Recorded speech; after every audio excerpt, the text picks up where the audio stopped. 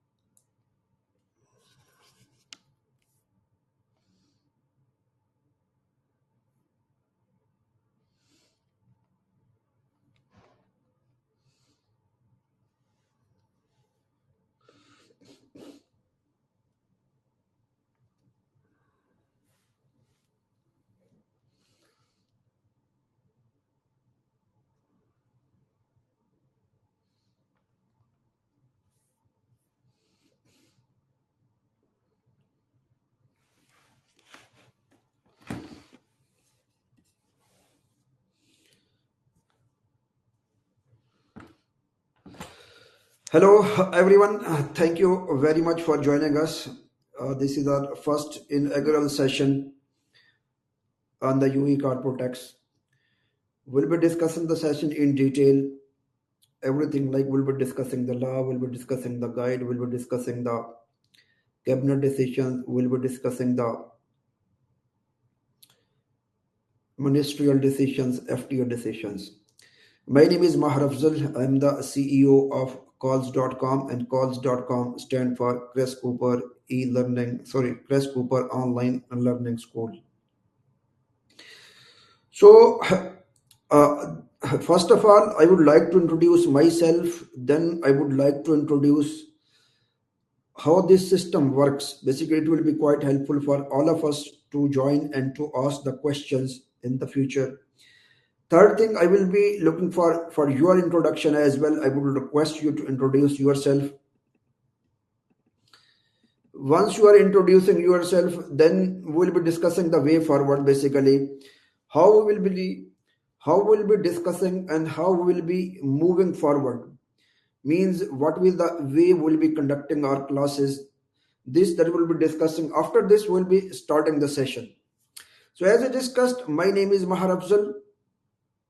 Chartered accountant by profession. I'm a chartered accountant from the Institute of Chartered Accountants of Pakistan, chartered accountant from the Institute of Chartered Accountants of London, UK, tax certified professional. I was working with various organizations, like I was working with PwC, I was working with Galadari Brothers. Nowadays, I'm leading Chris Cooper, and the company is working basically in different sectors. Firm is working like we are providing tax audit and advisory services. Along with this, we are providing online learning as well. And this course, UE Corporate Tax, is part of the one of the courses that the college is offering. This is about me. And calls.com, as I mentioned, this is UK based online learning school. This is the first batch we are starting on the UAE Corporate Tax. Then we have already started IFRS as well. We plan to set up various courses in the very near future, that like we are planning to setting up Saudi Arabia VAT law, in the same way Bahrain VAT law, Oman VAT law, and we'll be discussing so many. Like in the future, we have planned to go for ACC as well.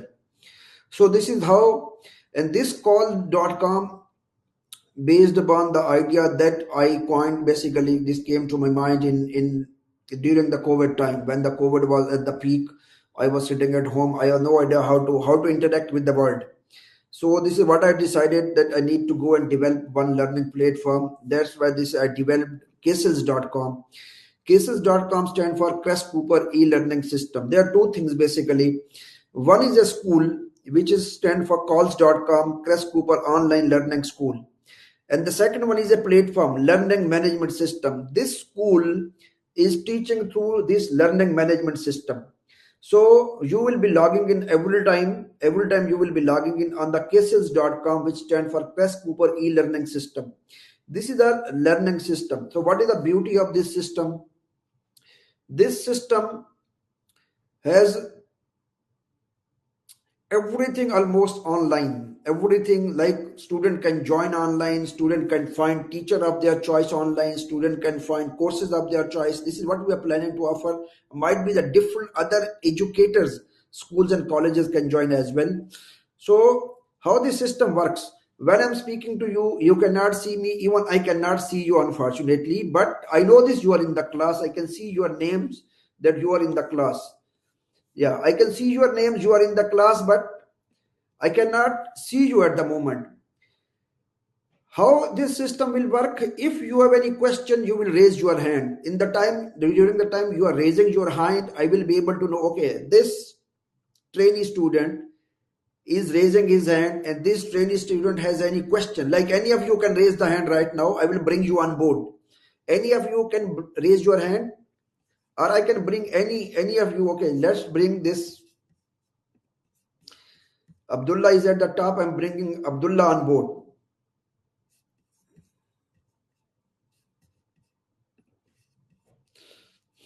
So Abdullah is on board right now. along with me. Now I can control Abdullah mic as well. I can control Abdullah speaker as well, and I can see his control his video as well. And this control is straightforward. It depends if Abdullah mic is on, if his video is on, then I will be able to see him. So I right now his camera is off. Once his camera is off, I will not be able to switch on his camera. So in case I wanted to bring Abdullah on board, Abdullah needs to switch on his camera, Abdullah needs to switch on his mic, then I will be able to interact with Abdullah, I will be able to see him, I will be able to ask the questions, and I will be able to interact with Abdullah. This control has been put into the system, just keeping in view, because tomorrow, in case that today we are around 26 people in the class, might be how many have joined, but 26 people have enrolled. I believe a lot of people are there, more than 15 people are there. So if 15 people are there, it will be very difficult if a lot of people are asking the question. So if any student has any specific question, you can raise your hand, I will bring you on board. Once I am staging you, I am bringing you on board, then you can ask the question, we can interact as well. And the time your question is over, I will be removing you from the stage. Then I will be off-boarding you. Then you will be going back again into the class. Then in case any other student has any other question, the student can come on board. This is how the system will work. If you have any questions, here.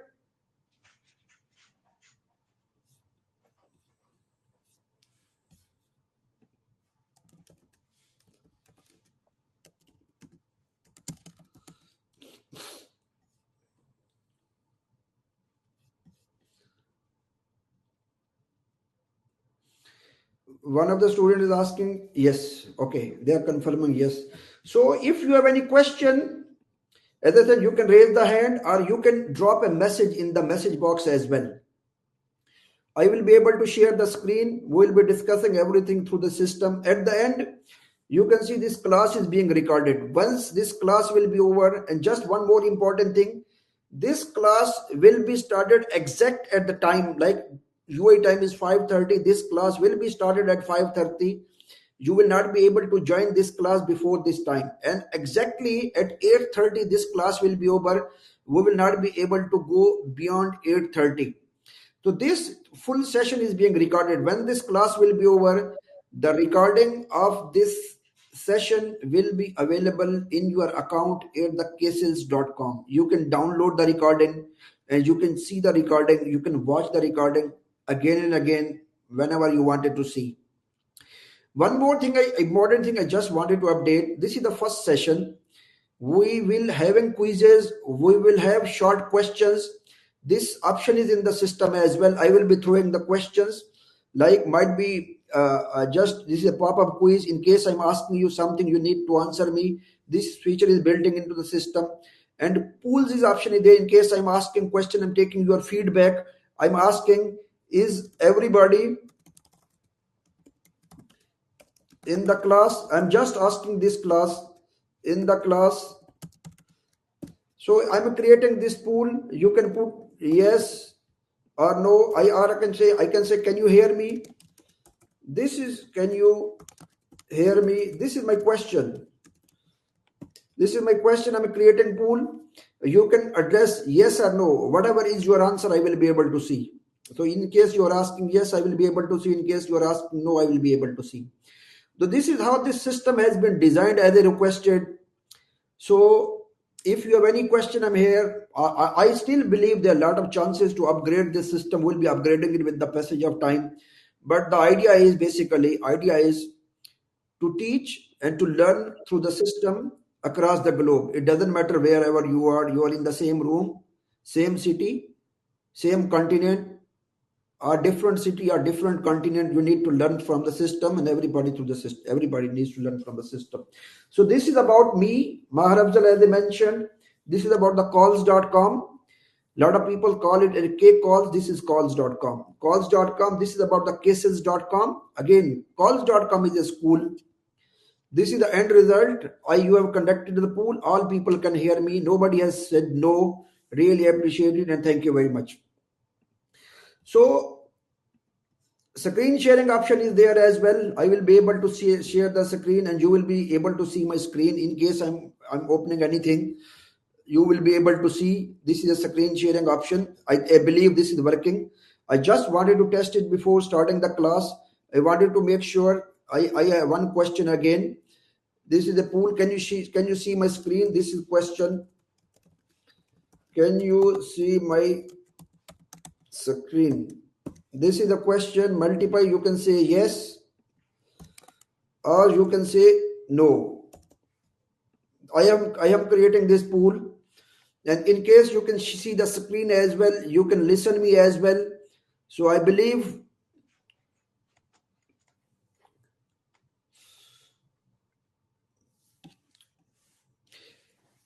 okay, everybody has said you can see my screen as well. So I believe we are good to go.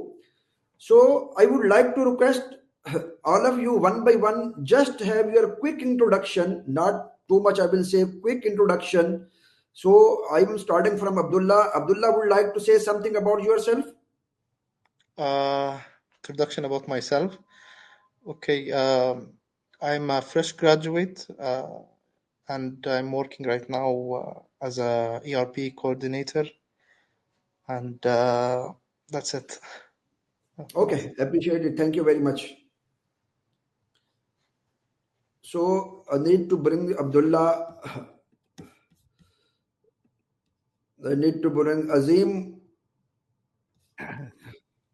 Azim is on board right now. Hi, Azim. Hi, hi everyone.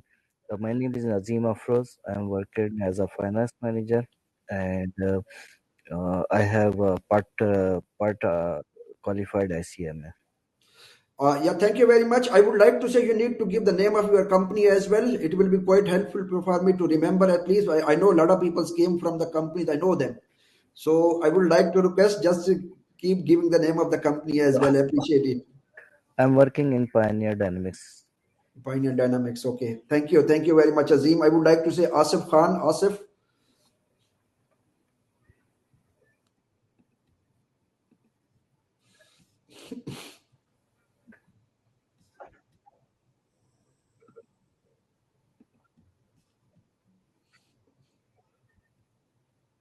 Asif, can you hear me? Hello, Asif.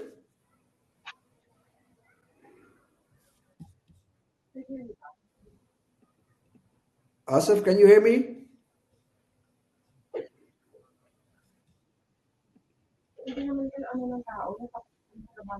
Asif cannot hear me. Jing is there. Hello, Jing. Hi, Mr. Mahar. How are you doing? I'm good. How are you? All well. Can you hear me? Yes. Would you like to introduce yourself, please? Okay. I'm Jean. I'm working as senior finance officer from a real estate company. Okay, okay, appreciate it. Thank you very much. Thank you. Thanks. So Abdullah, Abdul Jing, Abdullah, Azim, Asim, Fahim. Hello, Fahim. Assalamualaikum. Wassalam. How are you doing? Fine, sir. I am CMA qualified from ICB and currently working as assistant manager finance in Al Fatan ship industry. Okay, thank you very much. Thank you. So Kashif Salim. Hello, Kashif. Hello, Kashif. Can you hear me?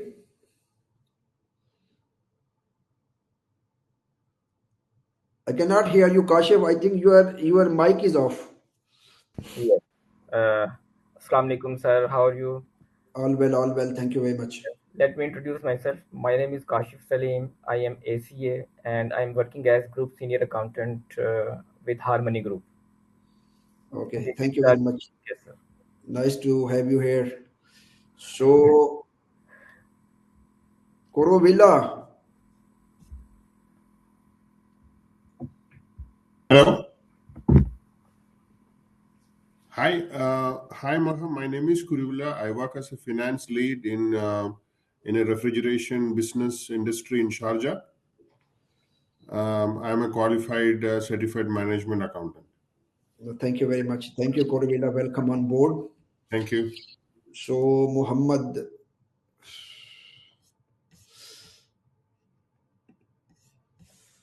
Hello, Muhammad. Muhammad. I cannot see the full name. I brought Muhammad on board. 1, 2. Yeah.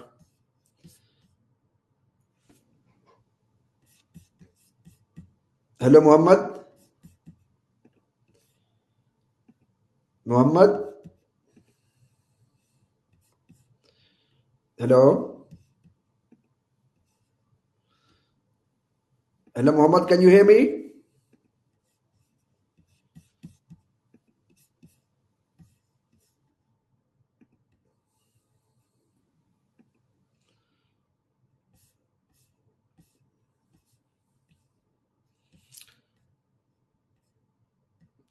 Munir Ahmed. Malik Saab, Assalamu alaikum. Hello, Munir. Hello. Your mic is off. No, on the same thing. No. Hello, can you hear me? No, mic is on the screen. Hello, Munir. Can you hear me? Just a second. This one. No. Can you hear me?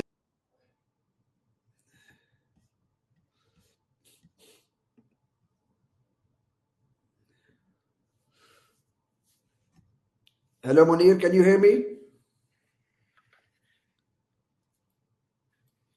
Hello. Hello. Hello.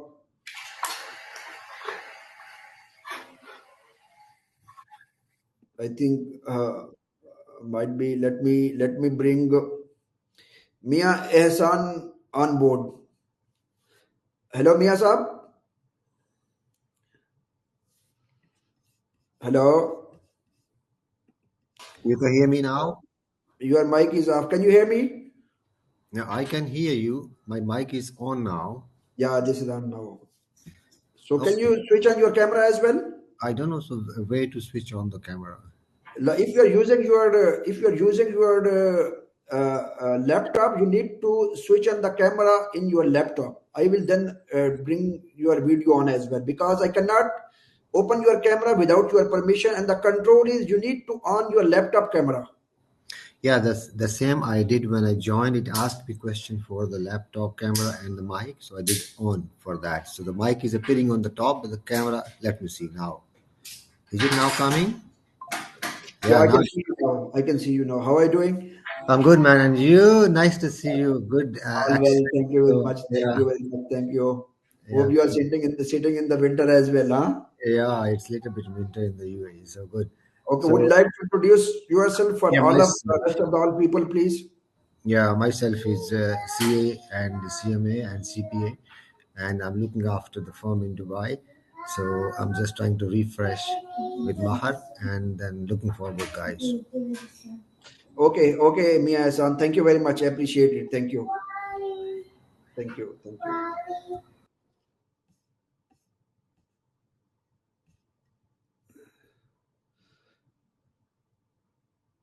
Hello, Ali. Hello. Hey, Ali, how are you doing? I'm good. I'm good. Good evening, everyone. Very good. Would you like to introduce yourself, please? Yes, my name is Muhammad Ali. I'm working as a assistant manager finance in Mabani Steel Rasul Khaima. I'm an ACCA member and already have more than 10 years of experience in Pakistan. Recently moved to UAE, and this is my first company in UAE. I'm looking after maybe you know Mr. Mir and Irfan. They asked for the course, and I'm here with you people. Obviously, looking forward to have a great course, and obviously that is very much essential for everyone to have a corporate, because it's almost dates are due. So looking forward good for you. Thank you very much. I appreciate it. For sure, we will try to. We all are in the learning phase, by the way. So we'll try to share the Thank you. knowledge.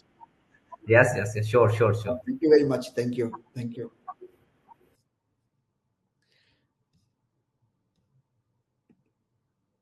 Lagari Saab. Assalamu alaikum. Wa salam. Qasim Lagari, cost accountant from Pakistan, working as a finance manager here in one of the group, company name Al-Sur Investments LLC. And sir, sorry, I just have one suggestion. Yes, Maybe we please. will take care because now here in UAE it's the prayer time. So if we start little bit later, or we'll have at 6 o'clock 10-minute break. So most of the people definitely maybe they want for break. Otherwise the session will be end at 8:30. Then it will be too late. So it could be considered if possible. Thank you. Tomorrow, the people are joining from the different regions. Everybody will have a prayer break. Then when we will finish the class. So this limitation will remain all as well. In case someone wanted to go for a prayer, you can go for a prayer. You will come back. We'll be here. Moreover, the class is being recorded. As I mentioned, you will have the full session of the class. And again, in case you have any question in the future as well, I'm always here. You are most welcome anytime. Thank you, sir. No problem. Most welcome. So thank you, Qasim.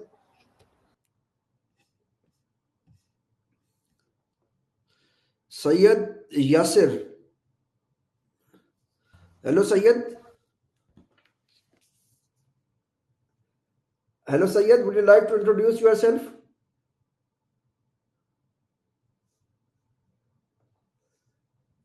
Hello? Hello? Hello? Hello. How are you Assalamu doing? alaikum. All well, all well. Morning, sir. Yeah, you hear me before? I can hear you now. Oh, okay. Yeah, my name is Yasser, Sayyid Yasser Hussain. I am working accountant in Avanti Contracting since 7 years. I see, Yasir. How are you Yeah, you doing? All remember. well? Okay. Okay, great. Thank you very much. Thank you. So I would like to request Sandeep on board.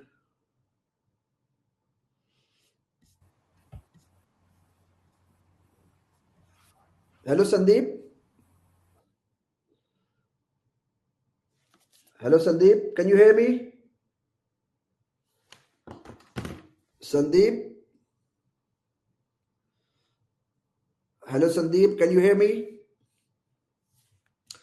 I think Sandeep, her mic is unfortunately off. Camera is off as well, so I cannot bring him on board. So might be he will not. For sure, he's not listening us anyway. So I would like to request Suhas Kini on board. Hello, Suhas. Hello. Hi, Suhas. How are you doing? I cannot hear you. Hello. Yeah, good evening, sir. How are you? Assalamu alaikum. Wassalam. I can hear you now. How are you doing? All well? All well, sir. My name is Suhas Kini. I'm an Indian chartered accountant and I'm working as a manager general accountant in Ruya Bank. Oh, Roya Bank. Okay, thank you very much. Pay my regards to your boss. Take care. Thank Yes, you. yes. Thank Thank you you, very thank you, much. Yes, thank you. Sandeep. Thank you. Suhas, Sandeep. I'm bringing Sandeep. Yasir, I think. Yasir Liaquat. Hello, Yasir. Hello, Yasir. Yasir is off as well. So,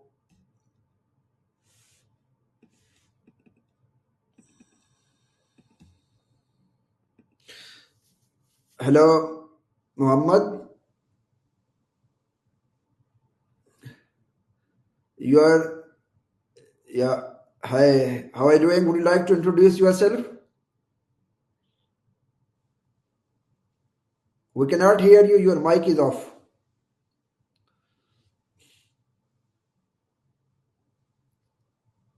Still, we cannot hear you.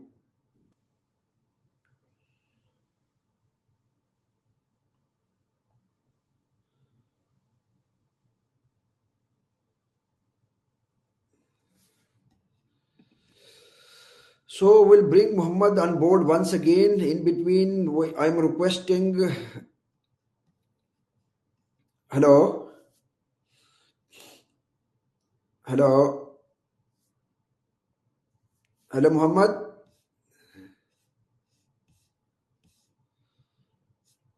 Muhammad, can you hear me?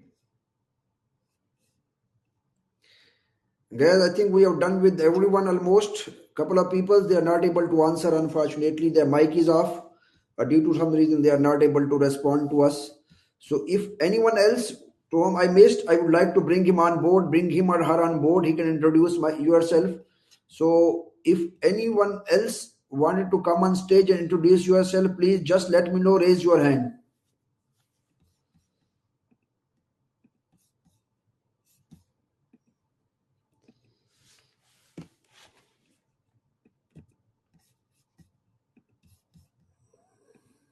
Yeah, Asif Khan is there. Hello, Asif. Hello. Hi. Hi, Fine. Asif. How are you doing? I'm good. This is Asif Khan. I'm from Mabanis.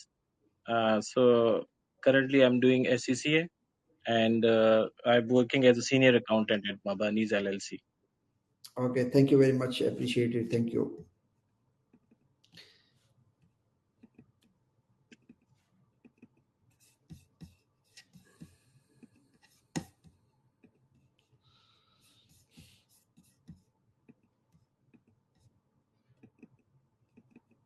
One more person is there who just raised the hand. Mashood, would you like to raise your hand once again, please?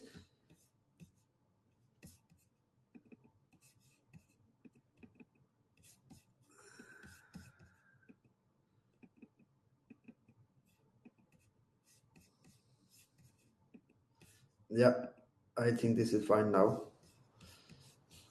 Hello, Mashood. Assalamualaikum, sir. Aslam, you are the one of the biggest observer over here. I was observing. Thank you very much for coming on board. I would like to request you that you need to introduce yourself for all your colleagues. Yes, thank you very much. It's nice to talk with you and to be one of the learning guy in your group. And congratulations on starting this new venture, and wish you good luck for all these things. And definitely we will learn from you. I am Mashood Ali Dillon, working as a financial controller in one of the oil and gas sector leading company in Abu Dhabi, and qualified from CMA from ICMAB Pakistan, and also as well as IMA USA. As well as I am certified strategic financial CFO from Mecca CFO Academy program, and always love to learn wherever I found the opportunity. And this is one of the opportunity which I would like to learn. Thank you very much, sir. Thank you very much, Delhu sir. Most welcome. Thank you very much. I think we need to start the session right now. And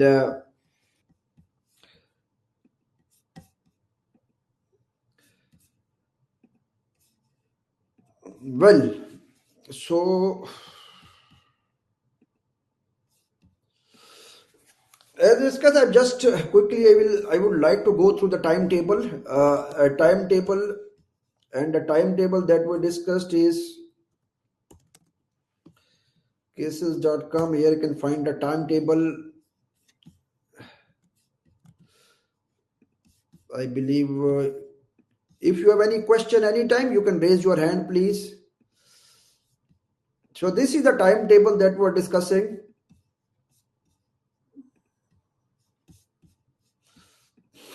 This is the timetable. Class time span is 1 month and 17 days. We are starting on 11th of Jan 2025 till 27th of Feb. Total class will be 43 hours. If you, actually class is of 40 hours. If you go to at the end, I've kept 3 hours as a provisional hours in case unfortunately we are missing any class, so that we will be able to have 3 extra hours. We will be able to conduct the class. So these are the topics that we are discussing today. And today's topic is scope of the law, overview, tax rate, and exempt person. This is what we are discussing. So before discussing, as I mentioned, we are discussing 6 things today. First of all, we are discussing session we are discussing session 1 to session 6. My pen is not working. Why? Save. My pen is not working. Why pen is not working?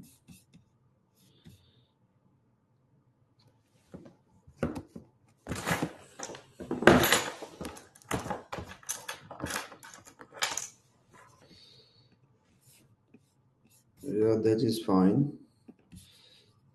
This is working. This is working. Pen should be working as well. Yeah, pen is working as well right now.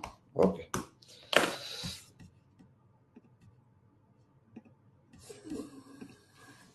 So we are discussing section 1 to section 6. 1 to 6 we are discussing today. Section 1 deals with the definitions. Section 2 of the law deals with the section 2 of the law says basically taxable person needs to charge tax as per the given rate. Simple. This is simple. This is very simple definition about that. The taxable person needs to charge tax on the taxable income. This is a section 2. Section 3 of the law says tax rates. We'll be discussing tax rates as well. Section 4 of the law deals with the exempt person.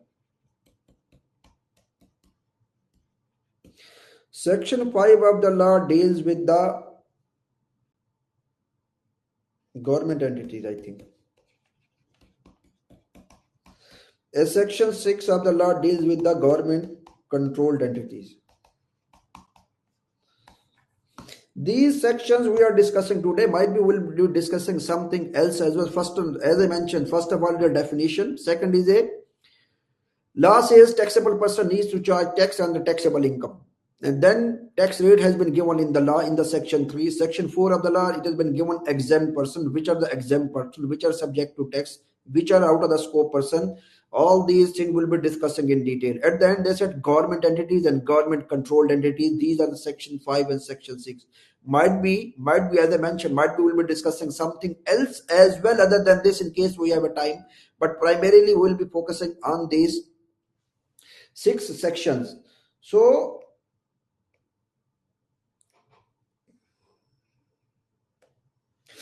first of all, definitions. We'll keep learning definition as and when it will appear in the law. Otherwise, we'll be spending too much time on the definition.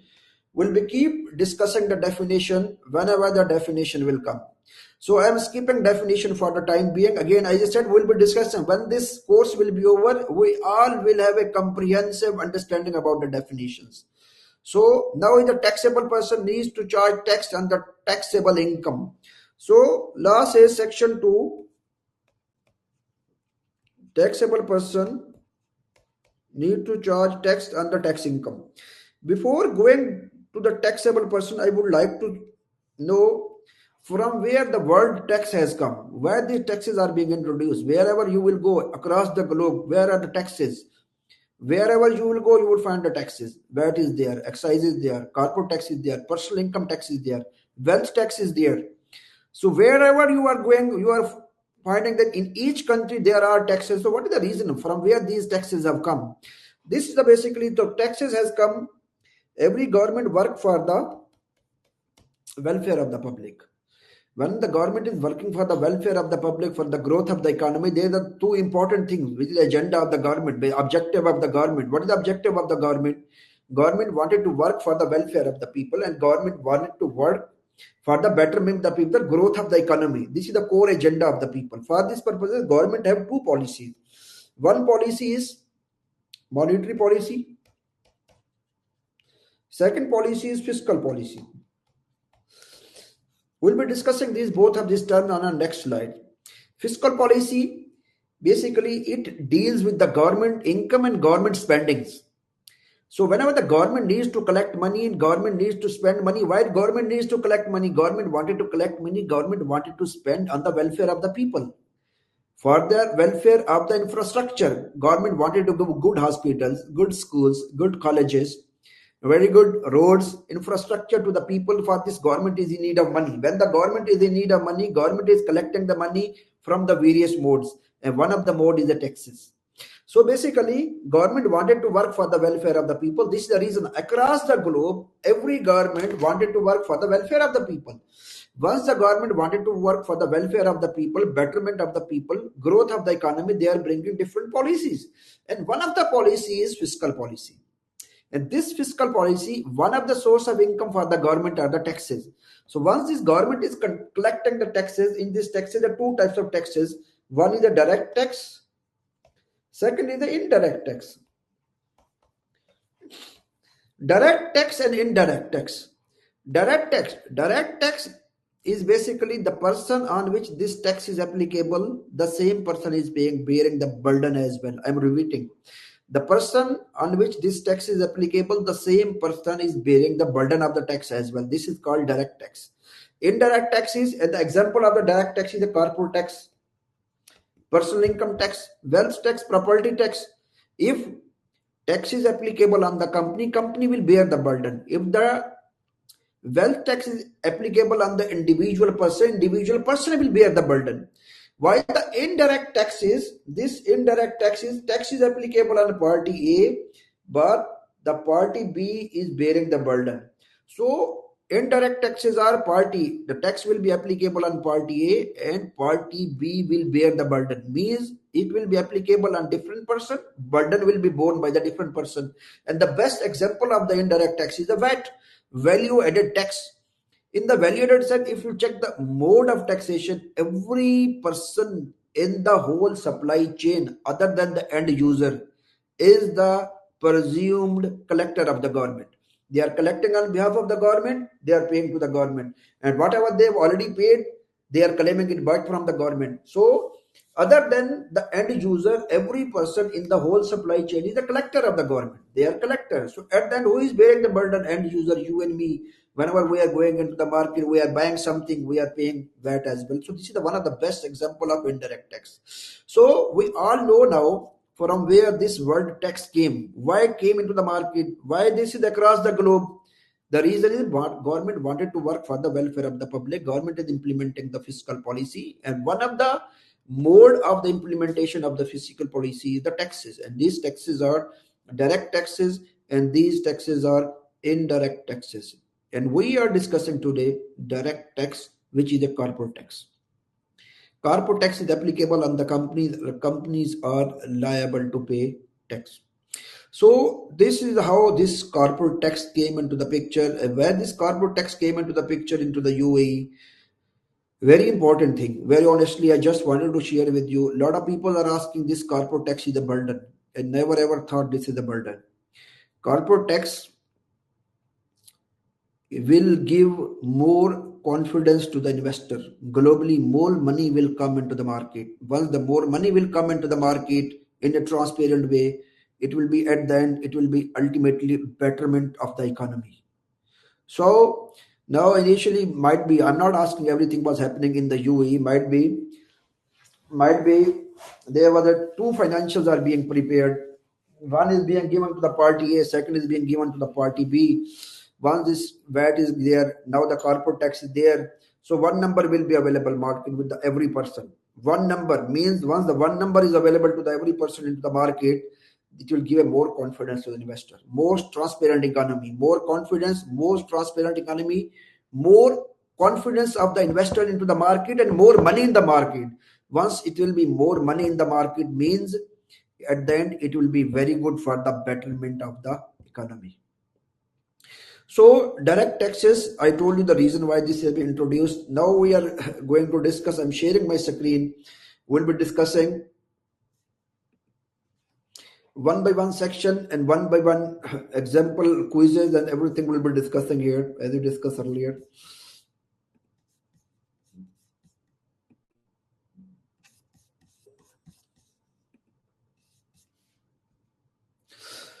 This is the syllabus of the course. I think we have already discussed this.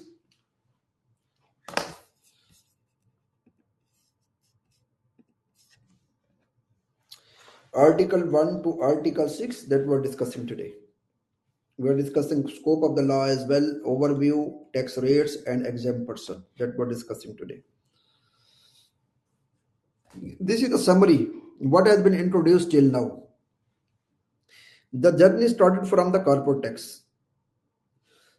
Then they brought various decisions, FTA decisions, cabinet decisions, ministerial decisions, various guides, public clarifications, and we will be discussing all this. Along with this, we'll be discussing Pillar 2.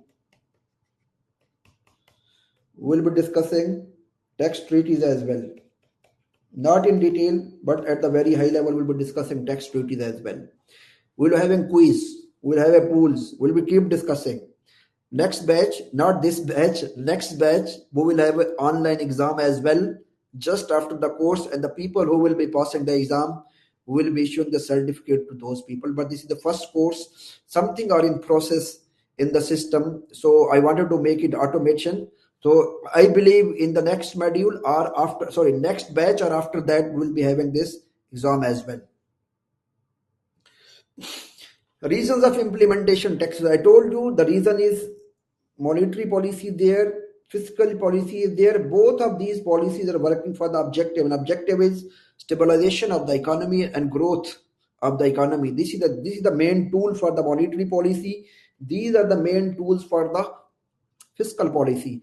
Monetary policy tools are interest rate, open market operation, and reserve requirement. Government is basically controlling the supply of money into the market through the interest rate, through the open market operations, and reserve requirement. Open market operation, importantly, I would like to say basically government is selling the securities into the market, collecting money, and whenever government wanted to supply money into the market, government is buying the securities, the government throwing money into the market. This is how the government is controlling the flow of money into the market. This is called monetary policy. Fiscal policy, as I said, government is controlling the spending basically, government inflow and outflow. For the inflow, government is applying taxes. And this is one of the tools of the fiscal policy. And both of these policies are being implemented by the government to stabilize the economy and for the welfare and growth of the people and growth of the community overall. Types of taxes we have discussed. There are two types of taxes. This is a tax. This is a direct tax. The person who is paying the tax, who is bearing the tax, it will be applicable on the same person. Indirect tax, it will be applicable on party A, and party B will be bearing the burden. This will be called indirect taxes. These direct taxes are progressive or proportional in nature. These are always proportional in nature. So we need to look into this. What is progressive and proportional? In the progressive and proportional, in proportional, tax rates remain constant. Tax rate remain constant. Like I just wanted to give you an example. Corporate tax in UAE is 9%. I'm asking, these are the X vertical, this is the Y vertical. This shows rate and this shows income. Even the company is making 1 million, tax rate will be 9%. Sorry, this is the tax rate. This is income. This side is income. So this is the rate. On this side, this is the rate. Rate is 9%. Even income is 1 million, income is 2 million, income is 3 million, income is 4 million. Tax rate will remain 9%. It means this is a proportional tax. So corporate tax is a proportional tax, but sometimes it can be progressive tax as well. How this is a progressive tax? Income tax can be progressive as well, like personal income tax. Personal income tax is one person. This is a rate. This is the amount, salary. If salary is assume I'm sitting in the UK. Let's take UK example. If the salary is a 50,000, okay, 20,000, assuming tax rate is 5%. If salary is 100,000, assuming tax rate is 10%. If salary is 150,000, assuming tax rate is 30%, this will be the graph. So this is the nature of progressive tax. So tax rate will increase as soon as your value will increase. This is the difference in between progressive and in between proportionate in nature. Corporate tax by nature in the UAE is proportional in nature. Means tax rate will remain constant whatever is the level of income of the business. Even this is the 1 million, 2 million, 3 million, 4 million. Whatever is the level of income, tax rate will remain 9%. So this is the proportional in nature. Either is a personal income tax which is not applicable in wealth tax, like property tax, inherent tax. Indirect tax is one of the best example is, as I mentioned, VAT is there, excise duty is there, custom duty. These are the examples of indirect taxes. These are the examples of direct taxes, and we are discussing today corporate income tax. History of the law in the UAE. Announcement. The first of all, the corporate tax announcement came on 31st Jan 2022. Government had decided to implement the corporate tax. So this is the announcement on 31st Jan 2022. It was announced that the government of UAE is going to implement corporate tax in the UAE. Then they brought the public consultation paper on 28th of Feb 2022.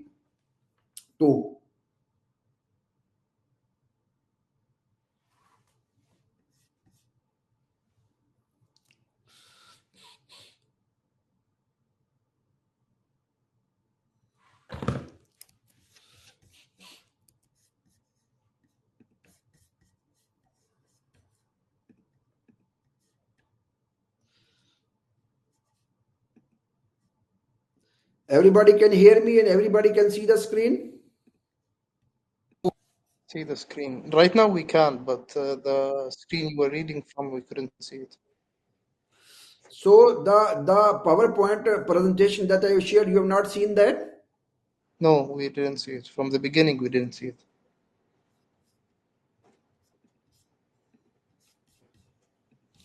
You cannot see it even now?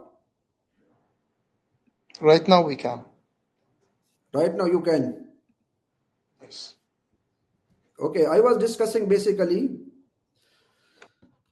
So, okay, I'm keeping my mobile on. In case any question, you can drop me a message. Apologies for this, I've not seen it. So I was discussing the corporate tax basically. I said this is the day we are going to discuss.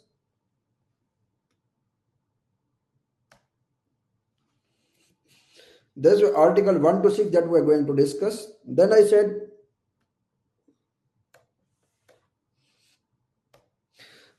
basically this is the law that we'll be discussing. This is the FTA decision that we'll be discussing. These are the cabinet decision that we'll be discussing. These are the ministerial decision that we'll be discussing. All these guides we'll be discussing. Then public clarification we'll be discussing. After this we'll be discussing pillar 2 as well. At the end, tax treaties we'll be discussing. This is what I said. Then I said basically what is the reason that this is being implemented? The reason is basically government wanted to work to stabilize the economy and for the public welfare. The government has two tools. One is the monetary policy, another is the fiscal policy. Monetary policy, the tools in the monetary policy, interest rate, open market operation, and reserve requirement. And the tools for the fiscal policy are government spendings, taxations, and public borrowing. This is where the word tax basically came into the picture, taxation, because this is one of the tool for the fiscal policy. So what I'm doing, guys, just one thing quickly, I wanted to bring one guy on board. So in case, I will keep his volume open as well. So in case I am missing somewhere, you can straightforward, you can tell me here, please. I will request you. So I will bring one person on board. I'm already on board, I think. Oh, you are already on board. It's fine. Okay. Just let me know here in case is something you're not able to see the screen. I would be really grateful. Okay, sure.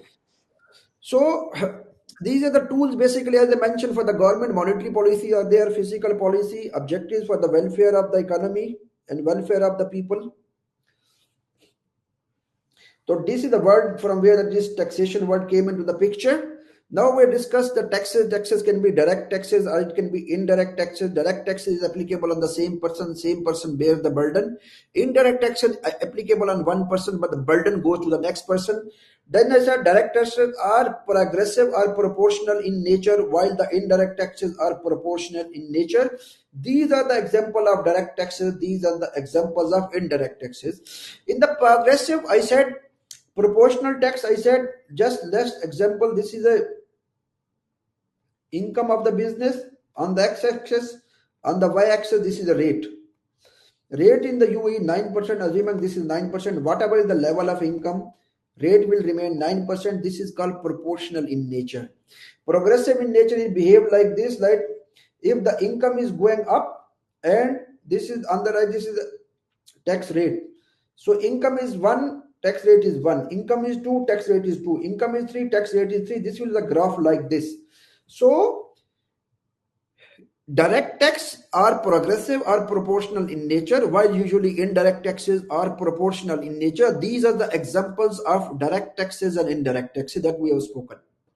Then I said history of the law. Law is basically came public announcement was on 31st Jan 2022. Then it was the public consultation. It was published public consultation paper. It was published on 28th of Feb 2022.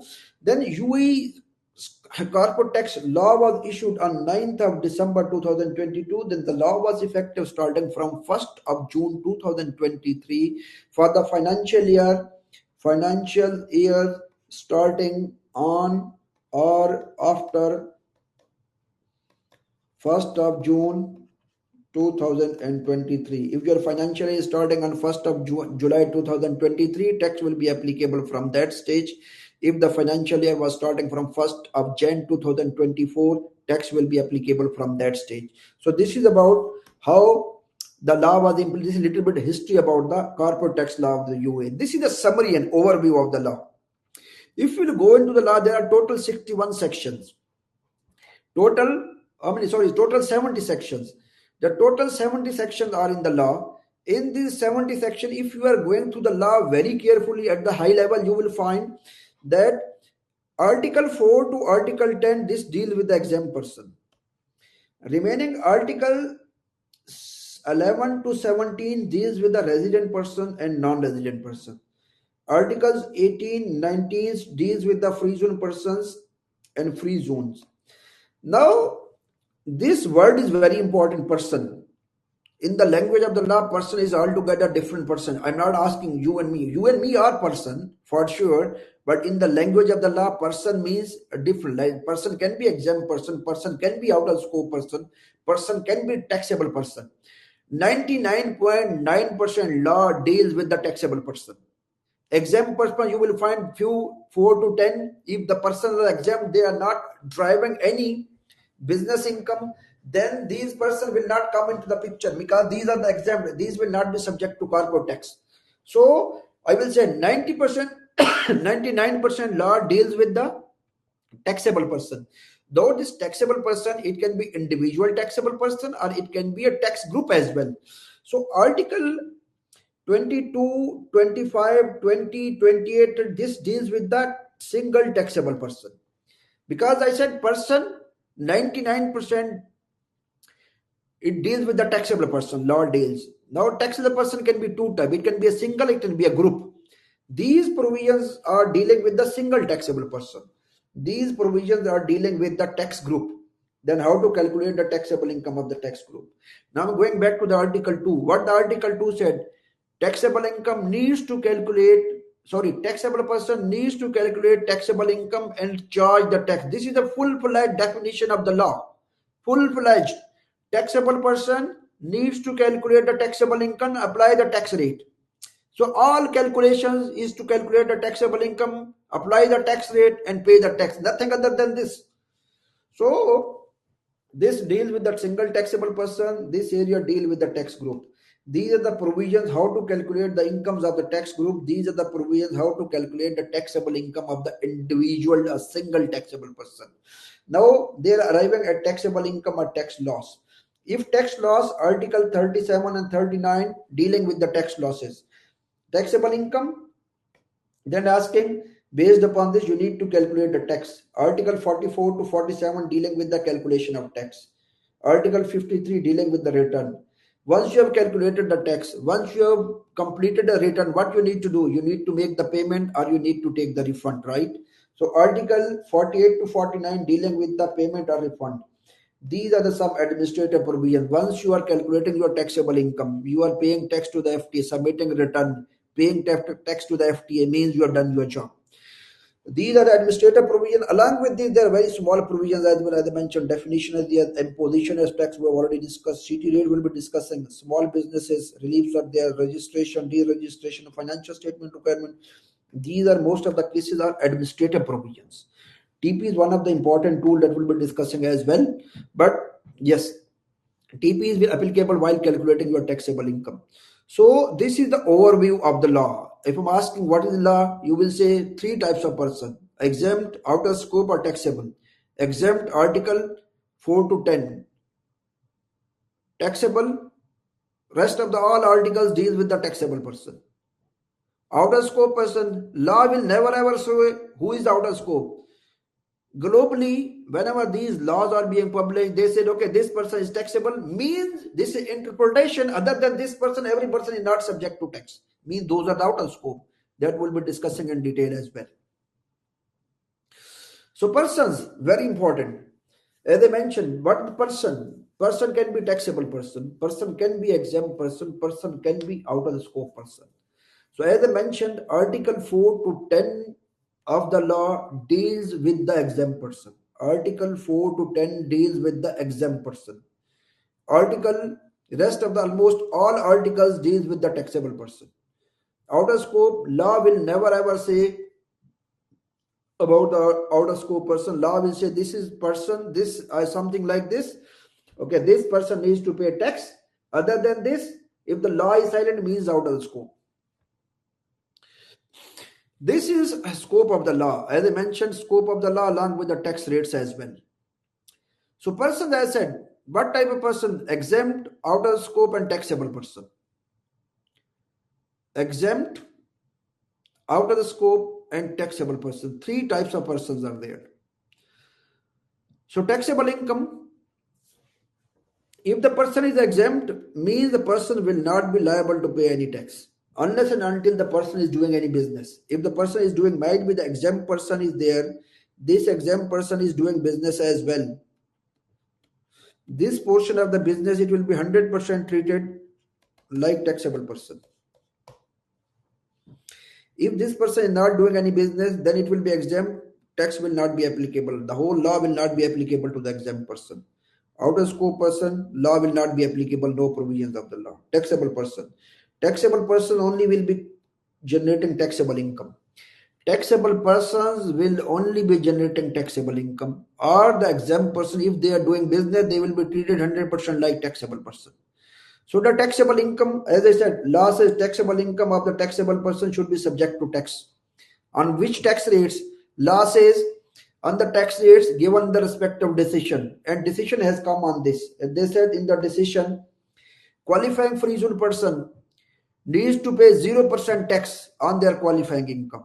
I am repeating, qualifying free zone person needs to pay 0% tax on their qualifying income. We need to calculate qualifying income of the qualifying free zone person. First of all, we need to know who is a qualifying free zone person. That we'll be discussing in detail in the future. This qualifying free zone person needs to pay 0% tax on their qualifying income. We need to calculate the qualifying income as well. Then they said the qualifying free zone person, any income of the qualifying free zone person other than the qualifying income, it will be straightforward subject to tax at 9%. Important thing is, like non-qualifying free zone person, law said up to 375,000, 0% corporate tax will be applicable. On the, if the taxable income is beyond 375,000, 9% tax will be applicable. So this 375,000 leverage, which is available to the company which is on the mainland, this leverage is not available to the qualifying free zone person. So qualifying free zone person,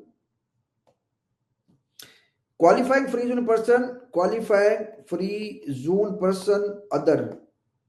In the other, it can be non-qualifying free zone person. Who are the non-qualifying free zone person? It can be mainland company, because only the juridical person in the free zone can become a qualifying free zone person. Juridical person means any company other than the sole establishment. Any company other than the sole establishment is a juridical person. So law says juridical person, only the juridical person can become a qualifying free zone person. Other than juridical person, all taxable persons are non-qualifying free zone person. And the examples are company listed, registered on the mainland. All are taxable, non-qualifying free zone person. or the company registered within the free zone but not meeting the conditions of qualifying free zone person, non-qualifying free zone person. PE of the non-resident person within the UAE, non-qualifying free zone person. So all these persons will be considered non-qualifying free zone person. So qualifying free zone person income will be subject to tax 0% or 9%. No leverage of 375,000 to the qualifying free zone person. Other than this, non-qualifying free zone person 0% up to 375, beyond that 9%. So these are the tax rates. So if anyone have a question till now, you can ask the question. You are most welcome.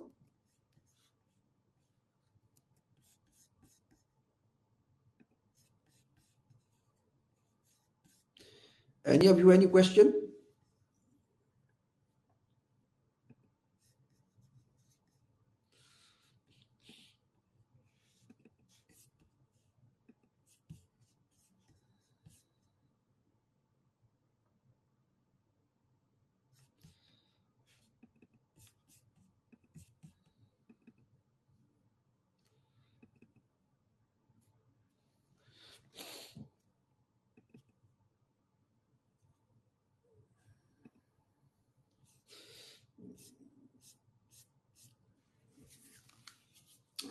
Someone is asking, can you repeat non-qualifying free zone person treatment? Okay, I am repeating. Let me repeat. I said basically what I said. I said there are three types of persons. This person, it can be exempt, it can be out of scope, or it can be taxable. Three types of person. These three types of person, in the taxable, there can be two further classification. At the high level, we'll be discussing in detail. This taxable person can be qualifying free zone person or non-qualifying free zone person.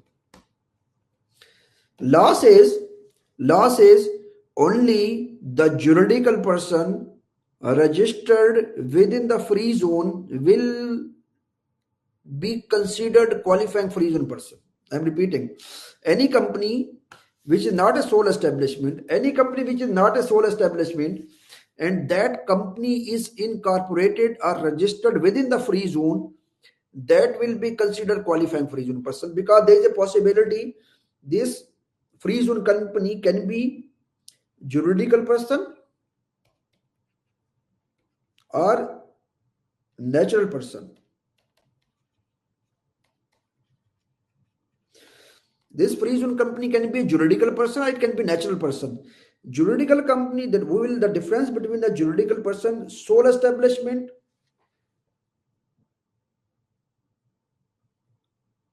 unregistered partnerships, these are the natural person, or individual who is doing the business, these are the natural person. Company sole establishment, because there is no difference in between the individual,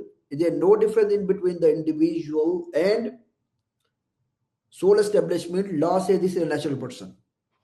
So natural person, the qualifying free zone, in the free zone, there is a possibility, I don't know what the exactly commercial law says, I'm assuming this, there is a possibility that the person can be registered as juridical person, and juridical persons are LLC. LLC is a juridical person. Public joint stock company is a juridical person. Public shareholding company is a juridical person. These are the juridical persons. These are the natural persons. Natural persons are legal person. Legally, basically, natural persons are sole establishment, individual who is doing the business, unregistered partnerships. These are doing the business. These are the natural person. So I'm always asking one line. Every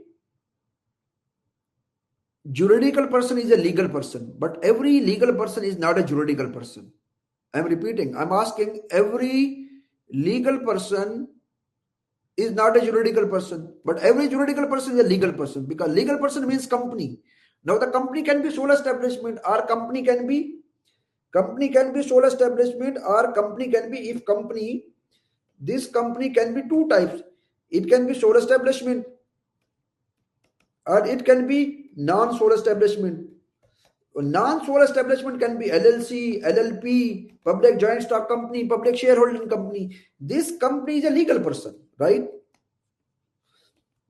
Company is a legal person. When the company is a legal person and individual is the owner, this sole establishment, the law says there is a no difference in between the individual and in between the sole establishment. So it will be treated one person for corporate tax purposes. It will be considered natural person. So if I'm asking what is a natural person in the definition of the law, you will say sole establishment. What is the natural person in the language? You will say unregistered partnership. Who is the natural person?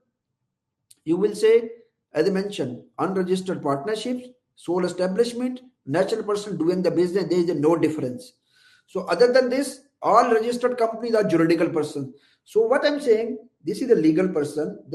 This is what I'm asking always. I am always asking that every legal person, this is what I'm always asking, that every legal person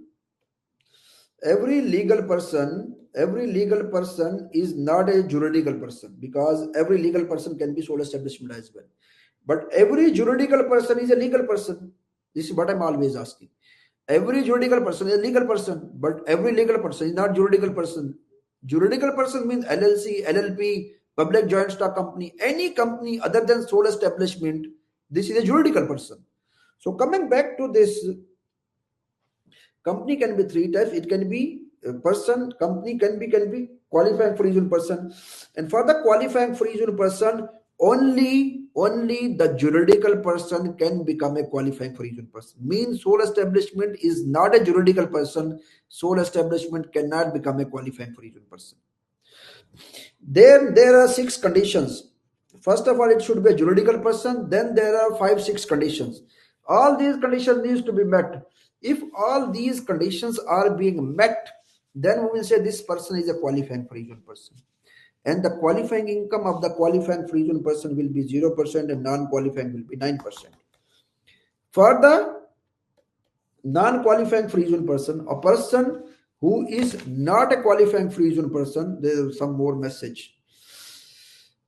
One more question, difference between sole establishment and SPLLC. SPLLC is a limited liability company. It will be treated like a juridical person. It will not be treated like a sole establishment. It has been very clearly given by the FT. So this non-qualifying free zone person, as I mentioned, it can be LLC, LLP, public joint stock company, public shareholding company, PE of the non-resident person, which is not meeting the condition. It can be non-qualifying free zone person. So these are the non-qualifying free zone person. These are the qualifying free zone person. Qualifying free zone person 0%, 9%. Non-qualifying free zone person up to 375,000, 0%, and beyond that 9%. So if you have any question, you are most welcome. Then we will be able to proceed further as well.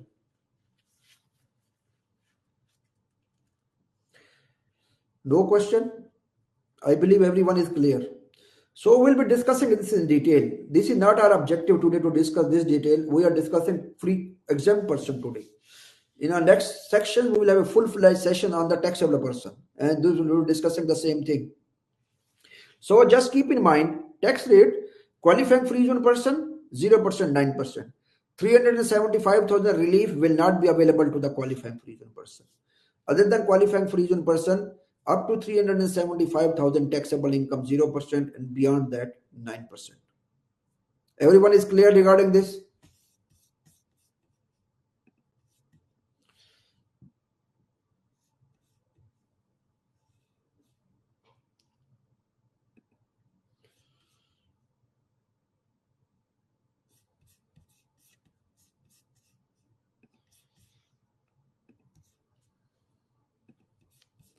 I have one question for you. LLC company can become qualifying free zone person? Yes, no. It's a very simple company, very simple question. LLC can become qualifying free zone person?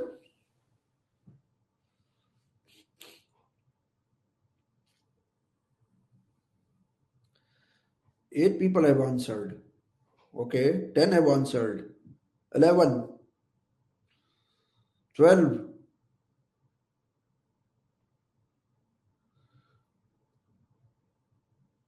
14, 15, 16. You people, unfortunately, the result are in front of you. I'm ending the pool. 50% said LLC can become qualified for reason person, and 50% said it cannot be a qualifying for reason person. I repeated so many times. I said every LLC by default is a qualifying for reason person. And who are the peoples who have? So I think I cannot see who said no. I'm repeating. I think you need to be very clear on this. You need to be. We are not here basically. What if a company is registered in the free zone, but is a branch is registered in the mainland? Then what will be the treatment? If the company is registered in the free zone, it will become a qualifying free zone person. For the branch, law says it will be considered domestic PE. It will be straightforward, subject to tax at 9%. But don't jump up to that. Please just wait for me. We'll be discussing this in detail. Restrict yourself. First of all, you need to learn the definition. Who is a qualifying free zone person? Who is a non-qualifying free zone person? Qualifying free zone person, as I mentioned, every company registered within the free zone other than sole establishment is a qualifying free zone person. By default, qualifying free zone person. Law says every free zone person other than sole establishment, by default, it will be considered a qualifying free zone person. Only company, you need to look on the trade license. In the trade license, if the company is within the free zone and this is not LLC, means this is a qualifying free zone person. But the company needs to meet the condition. We will be discussing those conditions. So qualifying income of the qualifying free zone person 0%, non-qualifying income 9%. You need to be, I will request you, you need to be the people specifically who responded no to the LLC. I believe they were not listening me when I was speaking. So you need to be present in the class. This is very good for, I'm not here basically just to train. I'm here to teach basically. We need to learn everything collectively. So I'm repeating, every company which is registered within the free zone and this is not sole establishment, by default, it will be considered qualifying free zone person. Qualifying income 0%, non-qualifying income 9%. In the same way, non-qualifying free zone person, other than qualifying free zone person, every taxable person is a non-qualifying free zone person. Other than qualifying free zone person, every taxable person is a qualifying free zone, non-qualifying free zone person. For the non-qualifying free zone person, up to 375,000, 0%, beyond that 9%. I have one more question for you.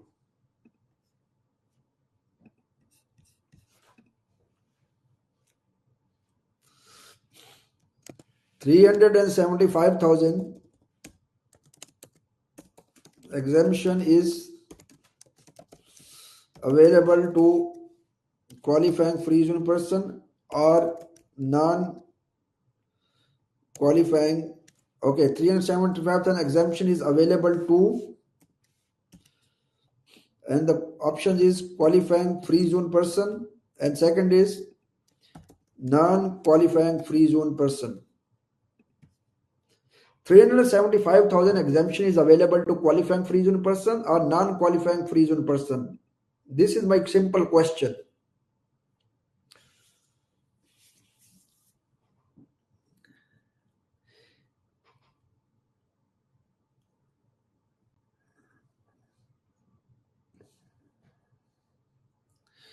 Three people still have not responded. Only 13 people have responded. 14.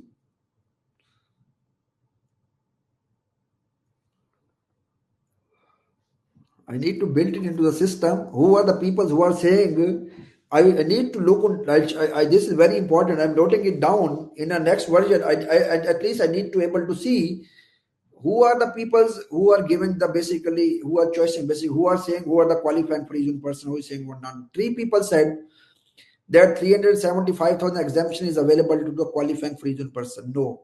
This, as I'm repeating, 300, I have written in my slide as well very clearly. If you're going into the slide, I said 375,000 exemption is not available to the qualifying free zone person.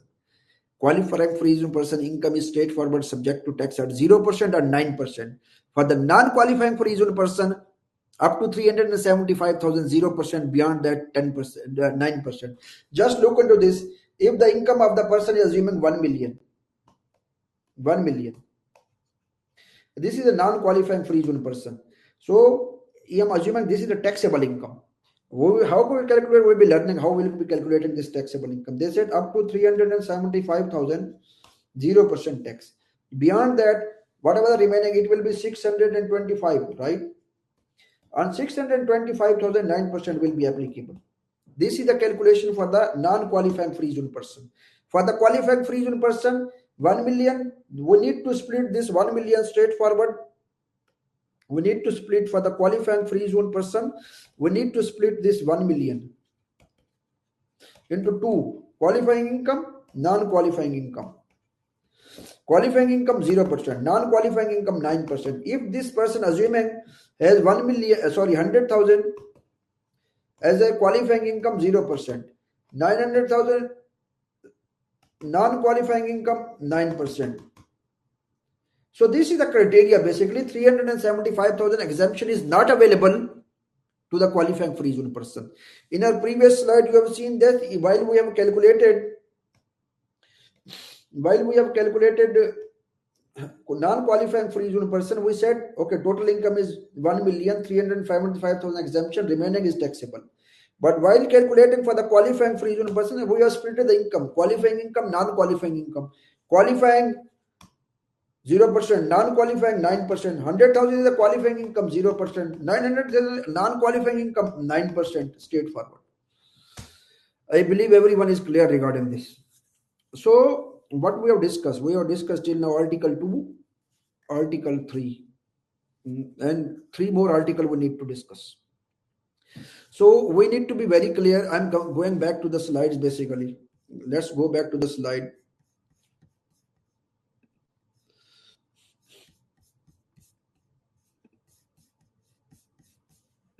I believe this slide is visible to everyone.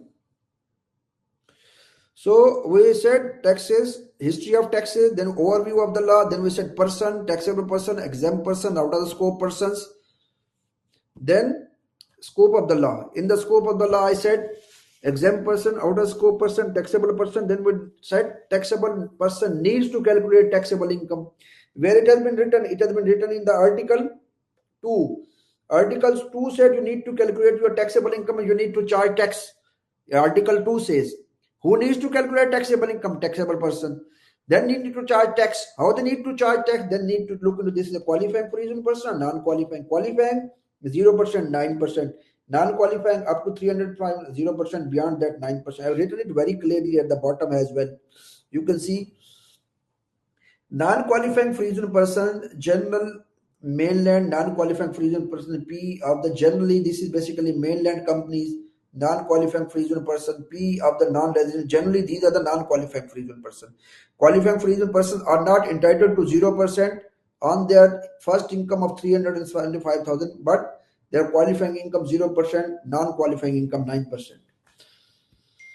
Exempt person. Can we take a 10 to 15 minutes break? Just take a break, take a water, don't shut down your system. Then we'll come back again. We'll be starting from the exempt persons.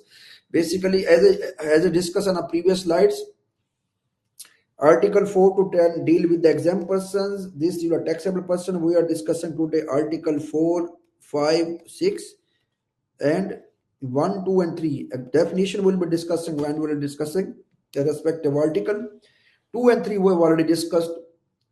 Now we'll be discussing Article 4, Article 5, and Article 6 of the law. We'll be starting again at, this is around 15 minutes exactly after we'll be starting. Thank you very much. Thank you. I was praying during the time I think you were explaining the qualifying income. What is exactly the qualifying income? No, don't go to the qualifying income. This is a highly complex area. We'll be discussing this. When the topic we'll be discussing, just keep in mind qualifying income of the qualifying free zone person 0%, non-qualifying 9%. What is qualifying income? We'll be discussing in detail. We have one full-fledged lecture on the qualifying income. Uh-huh. Yeah. Okay, thank you. No problem.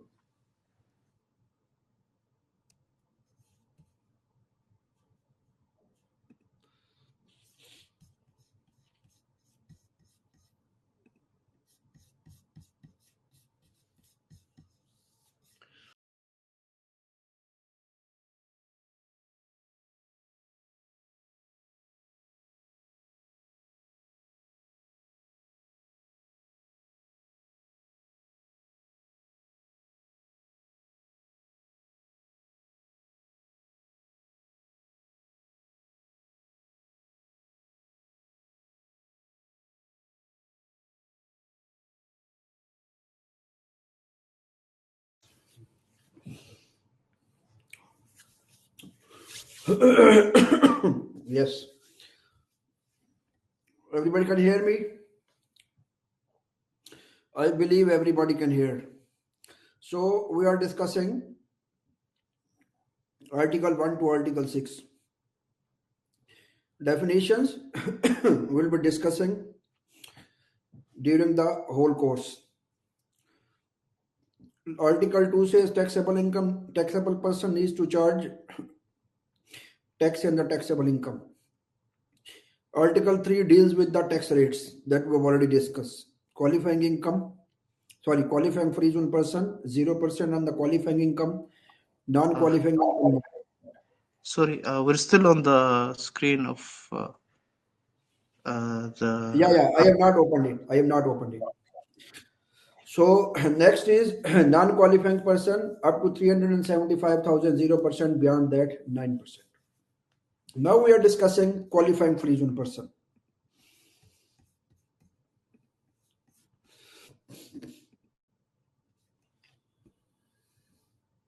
Qualifying free zone person. So this is the three areas. I'm going back to the same slide. Three areas. Out of these three areas,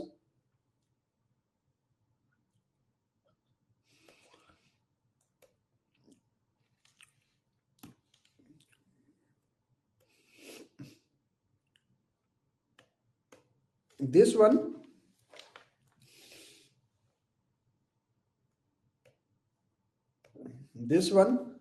out of scope.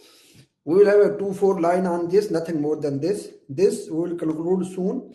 99.9% will be time spending on the taxable person. Exempt persons, one grid we are discussing today. The whole law basically three: exempt persons, out of scope person, taxable person.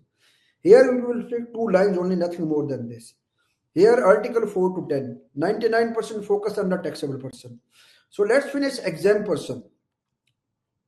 Article 4 of the law says government entity is exempt. Government is exempt. Government controlled entity is exempt. Then they said the businesses which are involved in the extraction of natural resources, they are exempt as well. Then they said the businesses which are performing non-extractive natural resource businesses, that is exempt as well.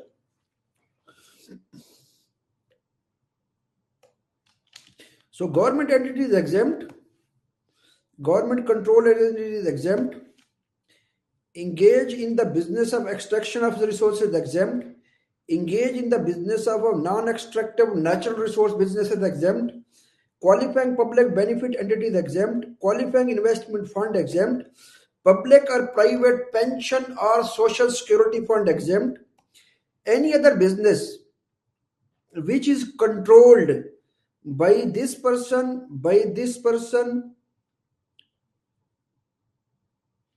by this person and this person, means any other business which is controlled by the government controlled entity, or by the qualifying investment fund or public or private pension or social security fund.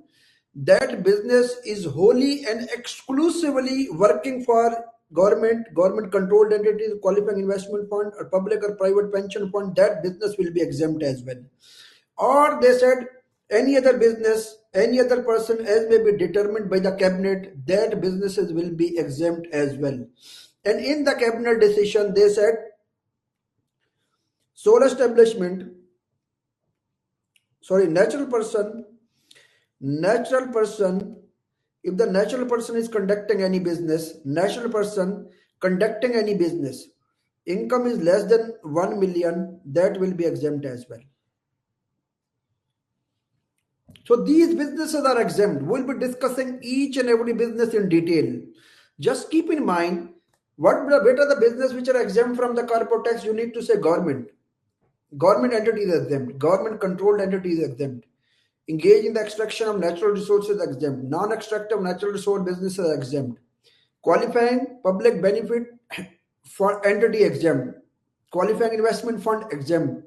Public or private pension or social security fund exempt. Any other business which is wholly owned by the government entity, government controlled entity, qualifying investment fund, or public or private public or private pension fund or social security fund, and the business is supporting these businesses, that will be exempt as well. So any other business that is given by the minister said natural person having a business income up to 1 million exempt. These businesses will not be subject to corporate tax. So persons, further ministerial decision, in the ministerial decision 105 of 2023, they said if any business is in the liquidation process and during the liquidation, business will be considered exempt if the notification has been submitted to the FTA within 20 business days from the date the liquidation has been started. Moreover, in the ministerial decision 43 of 2023, they said these businesses which are given in the purple color, 1, 2, 3, 4, first 4, they are given in the purple color. These businesses will be exempt by default.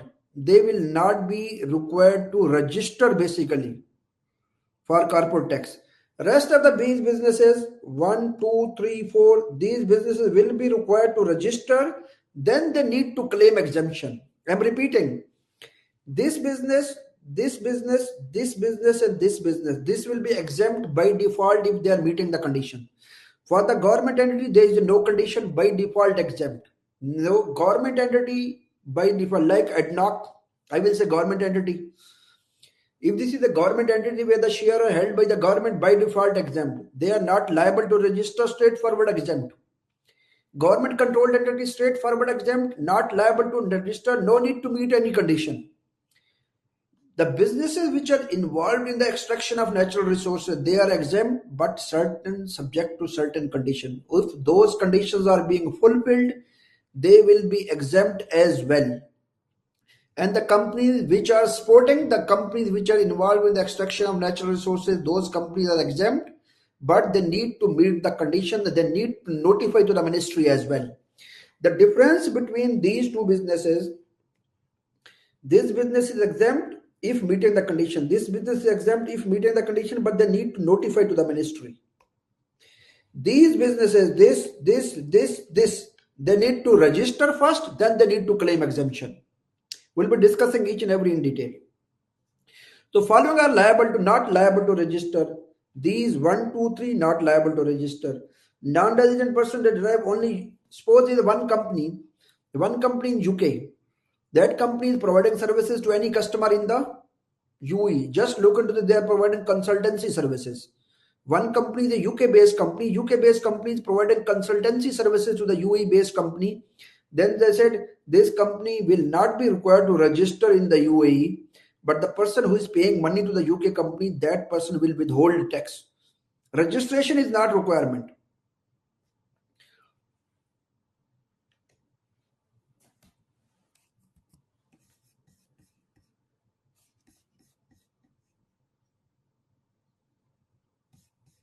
Okay, then natural person whose annual business income, it should not be annual income, it should be annual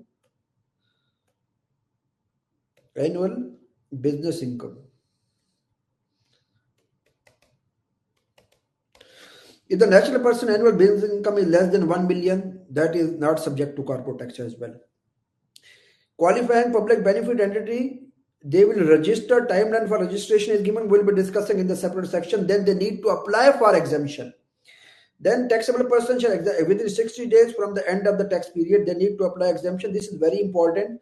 If you are doing any of this business, you wanted to claim the exemption, your tax period is starting from 1st of Jan 2024 and your tax period is 12 months. It will be ending by 31st December 2024.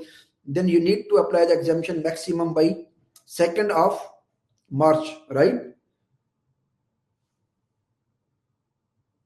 2nd of March. Yeah. You need to claim the exemption till 2nd of March. This is important for you. Then said annual declaration, can ask for the annual declaration to make sure that you are meeting the condition to become a free zone person. Then the government entity shall notify to change to the ministry within 20 B. If any changes are there, exempt person is not remaining an exempt person or any other changes are there, it needs to be notified to the government within 20 business days from the date these changes have occurred. This is at the high level, but we'll be discussing each and every section in detail. Article 4 says this. Then this is annual declaration is required. Why annual declaration is required? Basically, annual requirement to submit an annual declaration for the exempt person. They said you need to submit a declaration. If you are, this is very important. If you can go on this slide, article, they said FTA decision 7 of 2023 says FTA can ask for the annual declaration. Can ask. This is not mandatory. FTA can ask. If that they can ask, in this decision they have asked. So they can ask for the annual declaration to make sure you are meeting the requirement. And in the in the FTA decision 11 or 2000, they asked you need to submit the annual declaration within 9 months from the end of the relevant tax period to make sure you are continuously meeting the conditions to stand as a qualifying free zone person. Government and government controlled entity. This is the article 5 and 6. We have discussed the article 4. We'll be going to the law again. We'll be discussing everything in the law as well. Whatever I have explained here, as I said, we'll be going back to the law. We'll be going to the all clauses of the law one by one together.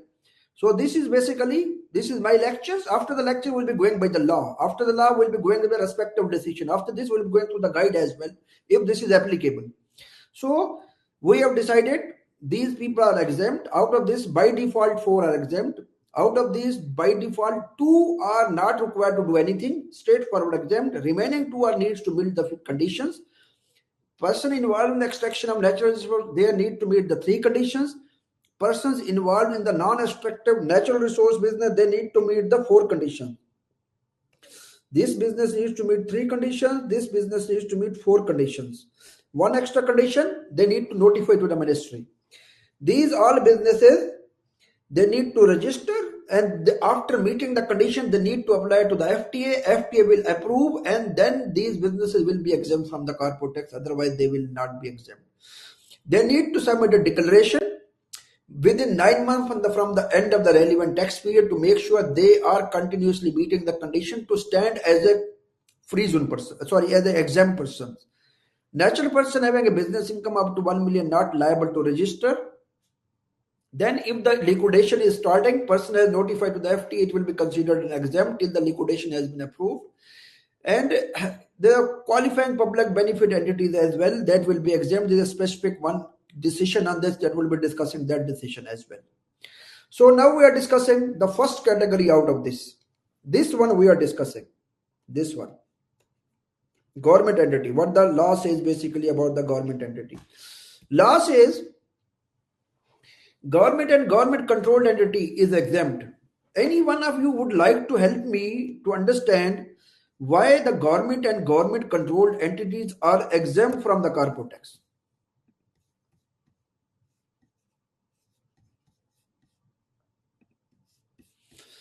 Any of you just like to help me why the government and government controlled entities are exempt from the corporate tax? You can raise your question, hand, we can discuss it. It's fine.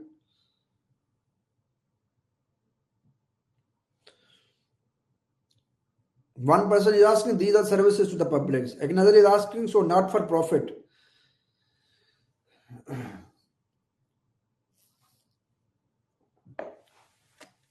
Why the government and government controlled entities are not subject to corporate tax.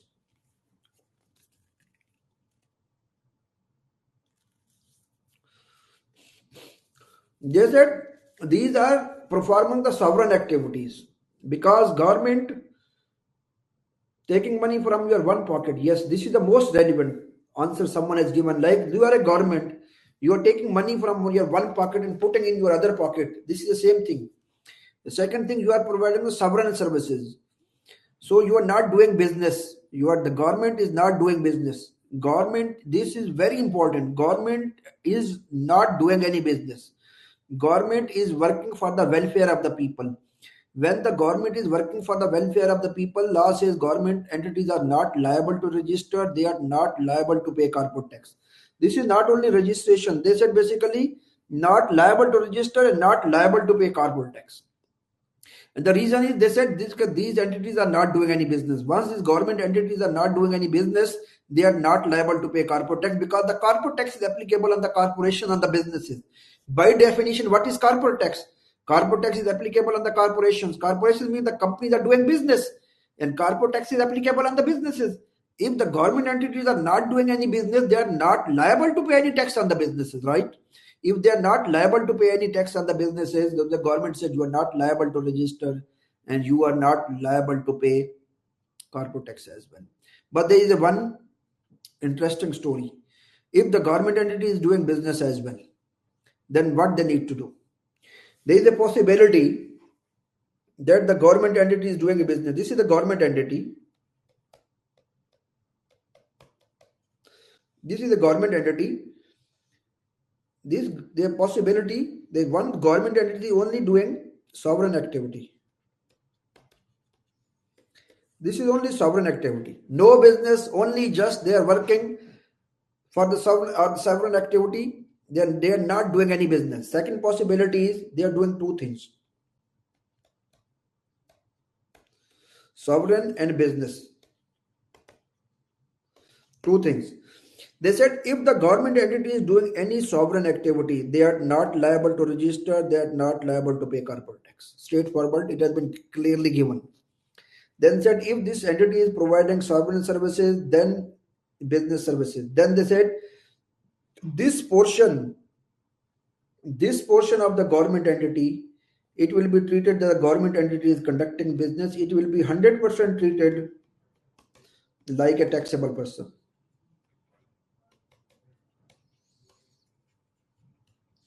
If the revenue from this source is more than 300, if they will be 100% treated like a taxable person.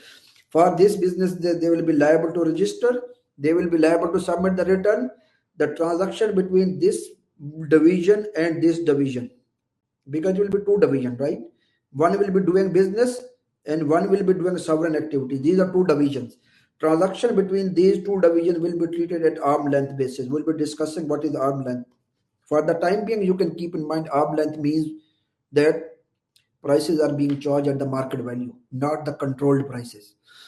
Some are common the expenses. So income, sovereign income will stand here, taxable income will stand here, direct expenses will stand here, direct expenses will stand here. So common expenses will be a portion in between sovereign and business. So this entity, they will be required to calculate separate financial statement. They will be required to pay tax. They will be required to fulfill all the requirements of the corporate tax law. So I believe everyone is clear on this. I have discussed government entity and government controlled entity. There are two possibilities. What are two possibilities? One possibility is the government entity and the government controlled entity are doing only sovereign activities for the welfare of the public. They are not doing anything other than this. If the entity is purely doing sovereign activities for the welfare of the public, then like ministries are doing, simply they are doing for the welfare of the public. They are not doing any business. if I'm asking Adnaq, if I'm asking Itihad, if I'm asking Emirates, these are the government entities, government controlled entities, but they are doing the business, right? If Emirates is doing, Emirates needs to calculate, okay, how much the sovereign area they are doing, how much they are calculating the business. If they are doing business, then in that situation, they need to calculate, register themselves, calculate the taxable profit, they need to pay the tax. Various ministries are there. These ministries are 100% working for the welfare of the people. They will not be liable to register. So we need to split basically. Just look into this example. Income, assuming this is a sovereign. This is both sovereign plus business. Assuming here income is 1 million. Here income is 2 million. Direct expenses. Direct expenses mean these are the directly traceable expenses. Assuming here these are directly traceable expenses of 700,000. Here directly traceable expenses assuming 1.5 million. Then common expenses. Might be they are managing the business, sovereign activity and business activity from the same office. These common expenses needs to be allocated on the appropriate and fair allocation keys. We need to identify the fair allocation keys. Like if the rent is there, we need to identify the area. If the personnel are there, we need to identify the number of persons. If one person is working for both of the business, we need to see how many hours are being devoted to the sovereign business, how many are to the both businesses. So where both businesses, assuming these are both, then in this situation, these are the 100% sovereign. Here we are assuming this is not, this is business basically. Here we are assuming that this entity conducting sovereign activity plus business activities, both. If one entity conducted both, so we need to segregate the sovereign and business. This is the business. Common expenses needs to be allocated. Assuming total common expenses are 500,000. These 500,000 needs to be allocated in between the sovereign activity and the business activity. Okay, let's assume it. Here this is 100,000. Here this is 400,000. After doing this exercise, it will become their taxable income. This is their taxable income. How much it will be? 1 million, 700,000, 100,000, 200,000. Taxable income. Here taxable income will be how much? 100,000. Then up to 370. Now we need to assess if this is a qualifying free zone person or non-qualifying free zone person. I am assuming this is a non-qualifying free zone person. If this is a non-qualifying free zone person, this income will not be straightforward subject to tax because they are performing sovereign services, non-businesses, public welfare services. So this income is subject to tax, but there is no tax up to 375,000. So this entity will not be liable to pay any tax. So what I'm trying to highlight basically, if the government or the government controlled entities is not doing any sovereign activities, straightforward exempt, it will not be subject to tax. If they are performing sovereign activities, if they are performing sovereign plus business, they are doing business as well, then we need to segregate. Sovereign, business. Business will be straightforward treated like a normal business. Calculate taxable income, pay taxable profits. Common expenses needs to be allocated between these two divisions. Up to, then we need to assess qualifying free zone person, non-qualifying free zone person. Qualifying free zone person, 0%, 9%. Non-qualifying free zone person, up to 375,000, 0%, beyond that, 9%. So if now I'm going back to the slide,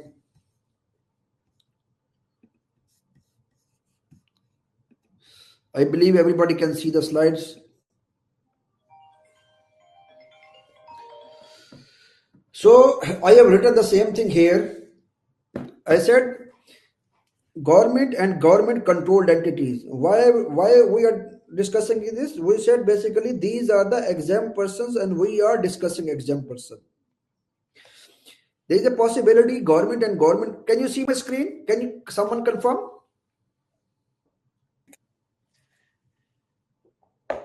Can you see my screen? Yes, we can. Okay, fine, thank you. So government and government controlled entity, two possibilities: sovereign activity, sovereign plus business activity. If this is a sovereign activity, said except from the corporate tax without any condition, exempt from the corporate tax without any condition for government and government controlled entities.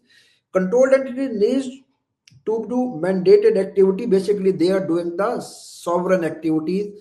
They are exempt without any conditions. They are not liable to register. They are exempt without any condition. Now there is a possibility they are doing both sovereign plus businesses as well. Then sovereign activity exempt from the corporate tax without any condition. But we need to allocate the income and expenses. So now they are doing business activity. Once there is a business, then they said shall be subject to tax and prepare financials.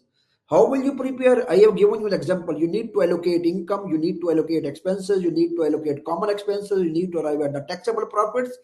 Sovereign activities straightforward exempt, non-sovereign subject to tax at 9%. We need to assess is a qualifying free-zone person, a non-qualifying free-zone person. Shall be treated like an independent business. Shall calculate taxable income. Transaction between division will be at the arm length basis. And they have given one more condition. They said a government entity may apply to the authority for its business activity to be treated as a single taxable person. Law says basically you can make a tax group if your minimum holding is 95%. We'll be discussing this in detail. Just keep in mind, if your minimum holding is 95%, you have 95% shares, 95% controlling rights, 95% voting rights in your company, then you can go for a grouping. This privilege has been given to the government entity. They said if it is a government entity and government entity is conducting multiple businesses, they can have one tax registration number. It has been given under the Article 5, subclass 6. So a government entity may apply to the authority for its businesses and business activities to be treated as a single taxable person. For the tax group will also be a single taxable person, but the condition is how much? For the condition they are asking, you need to have 95% voting rights, 95% shares, and 95% control, along with other 5-6 conditions. But for the government entity, this is special privilege. If you are a government controlled entity or government entity, you are conducting business as well, you can have a one tax registration number. So this is the Article 5 and Article 6. Any question in the Article 5 and Article 6?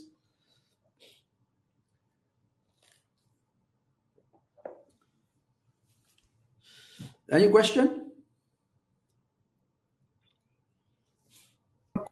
In the message box. Okay, you are writing in the message box. Okay, it's fine.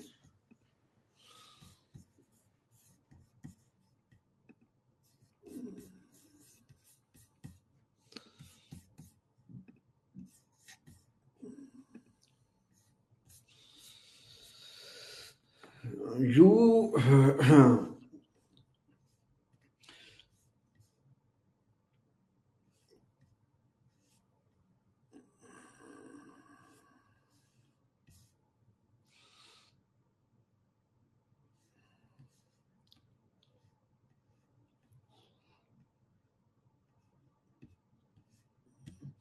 I said separate financials or separate income for business, not business. Question on natural person. 1 million mark in is always from the Jan to December or any other month. This basically it all depends what is your tax period. You need to allocate based upon the tax period. You need to, if you are a government entity, you are doing a business as well, you need to assess what is your tax period. Law is silent on this. Law is not asking what will be. Law said basically financial year starting on or after 1st of Jan 2020, 1st of June 2023, it will be considered a financial year. For the natural persons, they said the financial year from 1st of Jan till 31st December.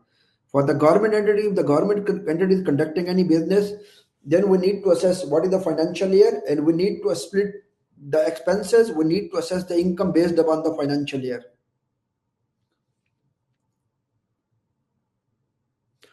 Yes, every expense needs to be allocated based upon the appropriate and fair allocation keys. This is what I said.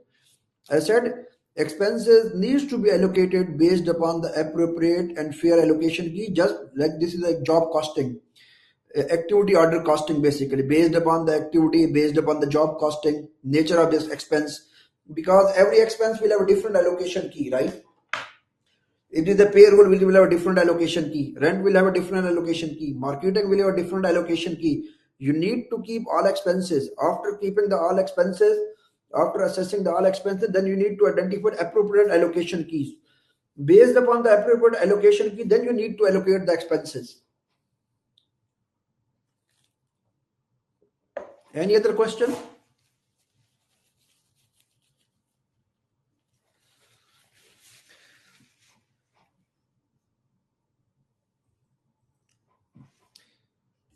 Qasim is Mia Ahsan is asking one question. I wanted to bring him on stage. Then we can discuss the question. That would be better. Then I bring the Qasim on board as well. Whoever is asking the question, I think I need to bring them on board. That will be much better option. Yes, Qasim. Yes, Qasim. Sir, actually, I need two clarification, not a question only, but you already make it clear. One was regarding allocation of expenses, because before I understood, if combined expenses, not before means before this session, it could be allocated only on the, as per the FTA, only the standard is revenue. But you make it clear it's not based on revenue, but we should have to go for the appropriate allocation basis, like rent, definitely area occupied, and payroll, so number of staff, hours used, or whatever is the appropriate one. That clarification, but it's clear now. And the second one was, only my question was that also already cleared, like if we have business activity for the government entity or government controlled entity, and non-business like sovereign activity, whatever. So on that basis, my question, you mentioned actually separate financial. So my question was only, either we have to identify separate income only, because definitely tax will be on the income basis. So other than income, like financial, whatever they are making, their balance sheet and all, everything, that's fine combinedly, or each and every aspect of the financial should be separately. So these two things I was concerned about. Law Thank you. says basically, listen, if you are allocating the expenses based upon the appropriate allocation keys, FTA will not never ever ask the question. If you are allocating the expenses based upon the revenue, they can come and ask questions. Second thing, if you are going in the law says basically appropriate and fair allocation keys throughout the law. Appropriate and fair allocation keys. I still believe this is, I'm very certain, and expenses needs to be allocated based upon the allocation keys. We need to identify the drivers, we need to identify the allocation keys, then we need to split the expenses. Noted. Okay, rest financial is mandatory. You need to prepare your financial separate for the business, separate. If you are not preparing the financial for the sovereign, nobody will ask the question. For the business section, you need to prepare the financials. Now, if your revenue is crossing threshold, you need to have the audited financials as well. If this is below Okay. that million, then audit is not compulsory. Okay, sir. Thank you. Okay, we are most welcome. Let me bring the creamy side on board. It's time to play tug of war. You'll get a pool. Oh, I'm on iPhone. Wait, is that an advantage or is that a disadvantage? I don't know. Just like whatever you use. Oh, you don't worry. I'll do it. Yes, creamy side. Yes, yes, Mahar. I am just trying to clarify this point that for natural person, I don't know. I read somewhere or heard somewhere that for natural person it's always January to December Yeah, the agree. financial year. So that's why I'm asking this 1 million mark for the natural person. Is it always the Jan to December? Law says basically natural person 1 million. Law says Gregorian calendar year. Yeah, that's the January to December. Yeah. Yes. And this 1 million is always the gross revenue. This 1 million, we have not, I've just not discussed into detail. We will have a separate session, but the Okay. law says 1 million gross proceeds. And this includes the sale of assets as well. Yeah, so the other components which are not exempt, so those, all the gross element of all those You are components. selling the assets, you are generating the revenues, whatever is the sale proceeds will be considered as a part of the gross revenue. Super. Okay, thank you. Any other question?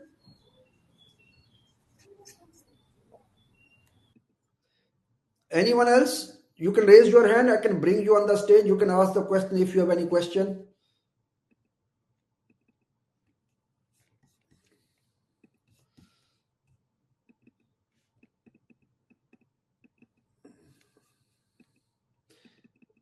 Can you raise the hand one more time, please, if you not mind? Yeah, it's here. Yes, please. Yes, sir. I have the question like you talked about the person. So if somebody is doing the job and along that he has some property sale and purchase, so it means he will be considered his salary income and also the other income as a part of this 1 million threshold. Okay, this is very important and very interesting question. One person, first of all, law says if the person, this is a natural person, okay? This natural person, there are two possibilities. This person is not business, or this person is doing business. If this person is doing business, this 1 million threshold is applicable for the business. This is not applicable for non-business. Law says if the natural person is driving income from salary, investment in property, or investment in shares, it will not be considered a business. It will not be subject to tax. Now the question is, what I said, this is a tricky question. If the natural person has investment in property here, and this investment in property, he is giving this property on lease on B&B, assuming. And every third day, this property is on lease and person is coming, taking the property on lease, paying the rent to the natural person.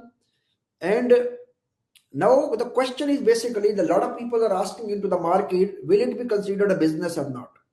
You understand what I'm saying? So I'm saying if the natural person is doing business, it will be subject to threshold of 1 million. If the natural person has investment in shares, investment in property, or investment in getting money from the salary, it will not be business. So this income will not be considered for 1 million threshold. But I have one question. Question is, if the natural person which is an investment in the property and he is giving the property on lease on every third day, on every fourth day, or after every 1 week, so can I say this person is doing business or this is an investment in the property? I believe law is silent, but I believe this person is doing business. If this property is being given on lease on short-term basis, I believe FTA will give a clarification on this. This will come for sure, because this is the same. There's some sort of the same provision applicable in the VAT law as well. Short-term lease and long-term lease. If this is a long-term lease, then it will be assumed the person has investment in the property. It will not be considered a business. If this is a short-term lease, 1 day, 2 day, 3 day, 4 day, 5 day, 15 day, 1 month, then it will be assumed the person is doing the business. Person has invested into the property, then the person is doing the business. I believe this property will come here and sit here. So only this portion will go to that bracket in that situation, basically. Yes, if the person is giving the property frequently on lease, that portion will go into the business. Otherwise, salary, investment in shares, or investment in property, it will not go. So it means any short-term selling, we can also say some persons, suppose I know, they are doing the short-term buying, selling, off-plan investments, and definitely the threshold maybe is going more than 1 million, or some on yearly basis it will go to more than 1 million. Will these be also under this gray area, or we can say It that should is be. separate? Law says basically any activity that you are doing regularly to generate the profit is a business. Okay. And this is the activity that you're doing regularly, very frequently. You are trying to make the profit. It should be business. Okay. Thank you, sir. But the law is silent about this. I believe clarification will come from FTA. Any other question?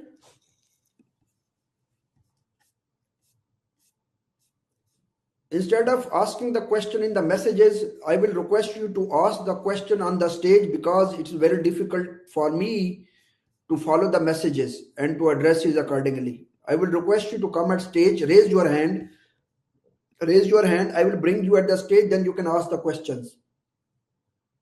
If everybody is clear regarding this, then we can go to the provisions of the law, we can discuss the law, then we'll be discussing the related other decisions as well. So can I move to the next stage? If everybody is clear? Okay, let me go through the law right now. We have discussed Article 1 to Article 6. One, we have missed it. Intentionally, we said we'll be discussing during the whole course. Let me go through the law.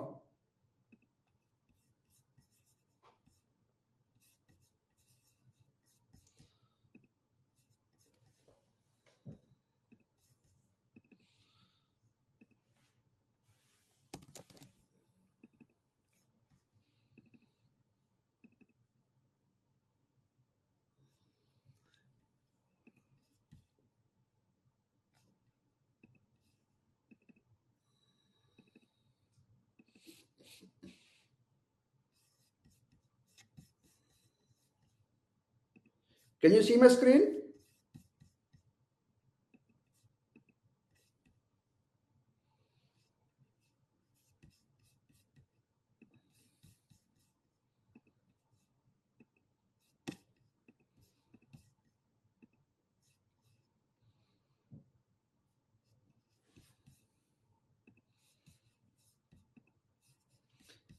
Can you see my screen, please?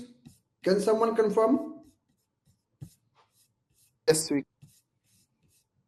I just opened the law. Can someone confirm? Can you see my screen? Yeah, yes, we can. We can see the screen. Okay, fine. I opened the law.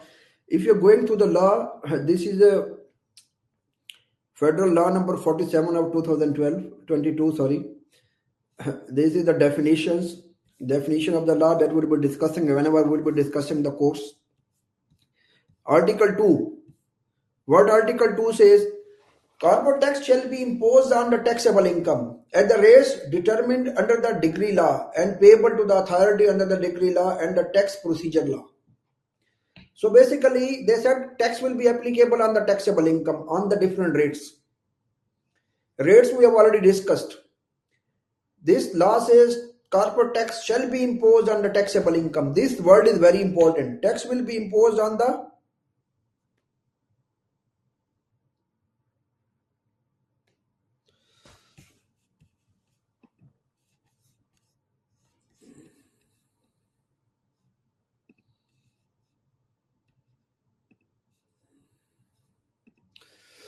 This is important, that tax will be applicable on the taxable income.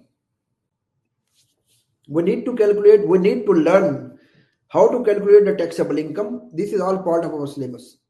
Then tax rate. They said corporate tax shall be imposed on the taxable income at the following rates. We have already discussed this. 0% on the portion of the taxable income not exceeding the amount specified in the decision issued by this decision has already issued, and they said up to 375,000 0%, beyond that 9%. So basically they said this rate is applicable for the non-qualifying free zone person. Why this is for the non-qualifying free zone person? This is interpretation. Law says this rate is applicable for the qualifying free zone person. Any person, I have already told you, any person, I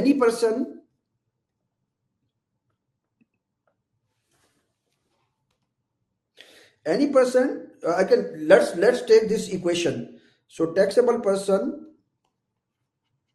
is equal to qualifying free zone person plus non-qualifying free zone person. Both are equal to taxable person. If the law told me this person is subject to tax 0% and 9%, 0% qualifying income, 9% non-qualifying income, it means remaining are the taxable person. These are non-qualifying free zone person. Their income will be up to 0%, 375,000, beyond that 9%. Agreed? Okay, this is what we are discussed. Now this is exempt person. They said the following person shall be exempt from corporate tax. Who are exempt? First of all, government entity, then government controlled entity. We'll be discussing we'll be going back on the presentation, we'll be discussing this as well. Then they said a person engaged in an extractive business but that meets the conditions of Article 7. We'll be discussing that as well in our next webinar, but at the high level we'll be looking to this. Person engaged in the non-extractive natural resource business exempt that meet the condition. I have already told you the difference between these two are exempt without any conditions, but they should not be doing any business. And these are exempt. This is exempt subject to 3 conditions. This is exempt subject to 4 conditions, and 4th condition is they need to notify to the ministry. Then said qualifying public benefit entity. This is exempt as well. Important thing is I have asked this question from you that these 2 entities are exempt because they are doing the sovereign business. They are doing the sovereign activity, mandated activity, non-business activity, public welfare activity. What about these 2? These 2 are not subject to tax because these are already being taxed at the Emirates level. One of the conditions, as I mentioned, 3 conditions are here, 4 are here. One of the common condition is these both of the businesses are being taxed already at the Emirates level because Emirates level taxation has been given to the respective Emirates. These both of the businesses are already being taxed at the Emirates level. If these both of the businesses are already being taxed at the Emirates level, then they should not pay any dual tax. So this is the reason they say it is exempt from the UAE corporate tax. Qualifying public benefit entity, where this is exempt because they are in the business. They are not in the business. They are working for the public welfare. We'll be discussing this as well. Qualifying investment fund. This is a separate treatment. Basically, this qualifying investment fund, this is again subject to condition. Investment fund, basically fund is a vehicle. This is acting as a middleman. Fund, this fund itself is not basically, you can say, generating the profit. Profit is being generated by the persons who are investing the money. So this is the reason they said fund will not be subject to tax. Then said public pension or social security fund or a private pension or social security fund subject to regulatory authority, company and authority, it will be exempt, that we have already discussed. This A, they said if the government entity, government controlled entity, qualifying investment fund, public or private pension or social security fund, if owns this activity and this activity thoroughly working for any of these 4 bodies, then it will be exempt as well. You can go to, they said a juridical person incorporated in the state, this natural person cannot be. Juridical person incorporated in the state that is wholly owned and controlled by the exempt person specified in A, government entity, B, government controlled entity, F, qualifying investment fund, G, public or private pension or social security fund, and this person is undertake part or whole of the activity, mean thoroughly supporting these businesses, engage exclusively holding the asset for these businesses, carries out any of these activities of these businesses. And the business, this is very clear, they said any of these activities this person is doing for any of these 4 businesses, then they said it will not be subject to tax as well, it will be exempt. Then there's the person under paragraph A, B, C, D, first 4 I have already discussed, that we have given in the purple color, in the purple color. A, B, C, D, government entity, government controlled entity, extractive business, non-extractive natural resource businesses shall be business under this article shall be treated as exempt for the purpose. Shall be treated, the word is shall. It means A, B, C, D shall be treated exempt subject to fulfillment of condition. Condition is applicable on the C and D. A, B, no condition applicable. Then person specified in the F means qualifying public benefit entity, qualifying investment fund, pension or social security fund, or any other business which is supporting these businesses of this article, subject required to apply to the authority. This is what I said, basically these businesses needs to register, and after registering they need to apply to the authority that they are fulfilling the condition, that needs to be considered as exempt businesses for the corporate tax. Then they need to apply to the authority to claim exemption. Then they said the exemption from corporate tax under this article as applicable shall be effective from the beginning of that. If the authority is giving the exemption, it will be effective from the start of the tax period. In the event that the exempt person fails to meet any of these conditions, then during a tax the person shall cease to be exempt from the beginning of the condition. Basically, what are they saying? I think we have already If this person has registered and after the registration, this person has applied to the FTA to claim exemption, FTA has given exemption from the corporate tax. Exemption needs to be applied within 60 days from the end of the relevant tax period, and this exemption will be valid from the start of the start of the tax period. Assuming your tax period is 1st of Jan 2024, ending 31st December 2024 till 2nd of March. Law says not 2 months, 60 days. Keep in mind, law is not asking 2 months. No, law is asking 60 days. I believe 60 days will be completed on 31st, 29. Yeah, it will be 1st of March. The first will be 31 plus 28 plus 1, 60. 1st of March, till 1st of March, you need to apply to the authority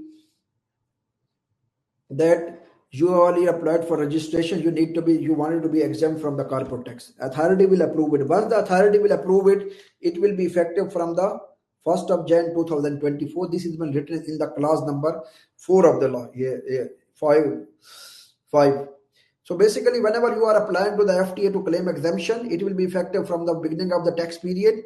And whenever you are not meeting any conditions, in case of extractive business and non-extractive natural resource business, if you are not meeting any conditions, then you will be considered not exempt from the corporate tax, again starting from the beginning of the tax period, means 1st of Jan 2024. This is what they said. Then they said, for the purpose of clause 5, the minister may prescribe the condition continue. What are the conditions you need to meet under which you will be considered exempt? The minister may indeed give the condition as well. Failure to meet the condition, I think they have given a decision. You need to notify to the FTA within 9 months from the end of the relevant tax period that you are meeting all those conditions. So this is the Article 4. Again, as I said, we'll be discussing in detail all these things. Is this full article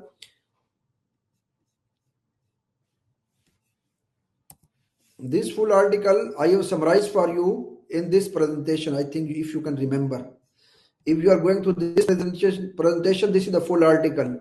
These 1, 2, 3, 4 by default exempt. These first two without any condition. Next two with conditions. They are not liable to register, by default exempt. Rest of the 5, 4, they need to apply for registration. Then they need to claim exemption. This, and then I have said basically this not liable to register, given the reference of the respective decision as well. This is an Article 4 of the law. I will summarize it for you here in one presentation. Now going back to the article,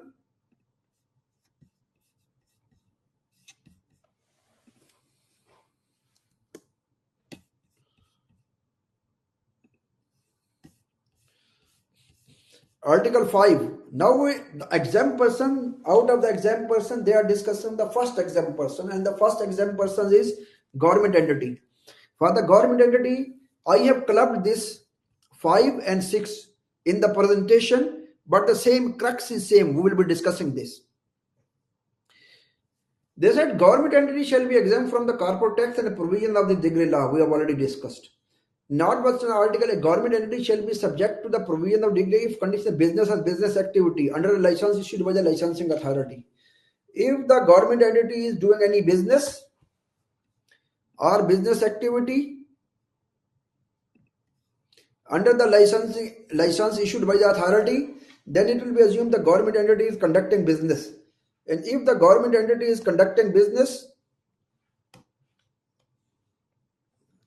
then they said a business or business activity conducted by the government entity under a license issued by the licensing authority shall be treated as an independent business, and the government entity shall keep financial statement for this business separately from the government entity. I think this question has been asked by Qasim.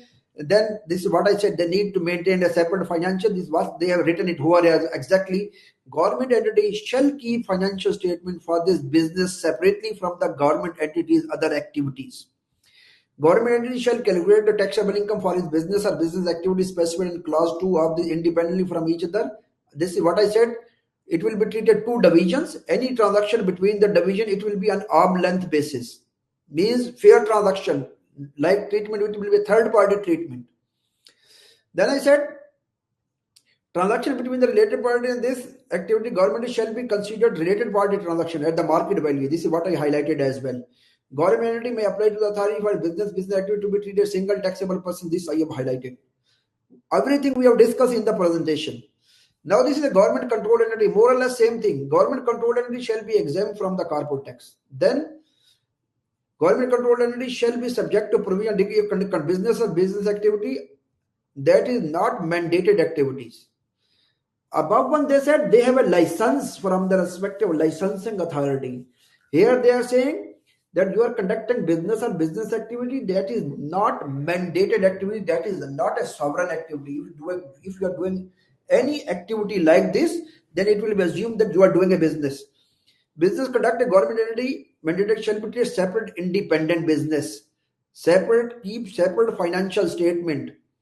Taxable income by applying the arm independently. Independently means by applying the arm length principle. This they have written here as well. So this is what we're supposed to discuss today, and we have completed this discussion. And if you have any specific question, you can ask. Otherwise, we can jump to the next articles.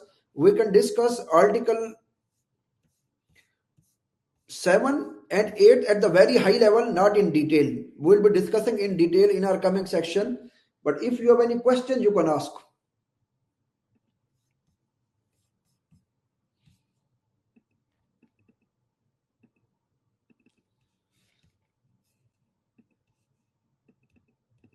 Qasim, can you ask the question once again? I think this is the first time I'm using this system, not so used to. I believe till next time I'll be. Okay, this is the question. So what Qasim is asking, let me bring him on stage. Yes, Qasim. Yes, sir. My question is only like where we were considering the exemption. It was 9, I think, different exemption are there, 5, 4, and then the other 5.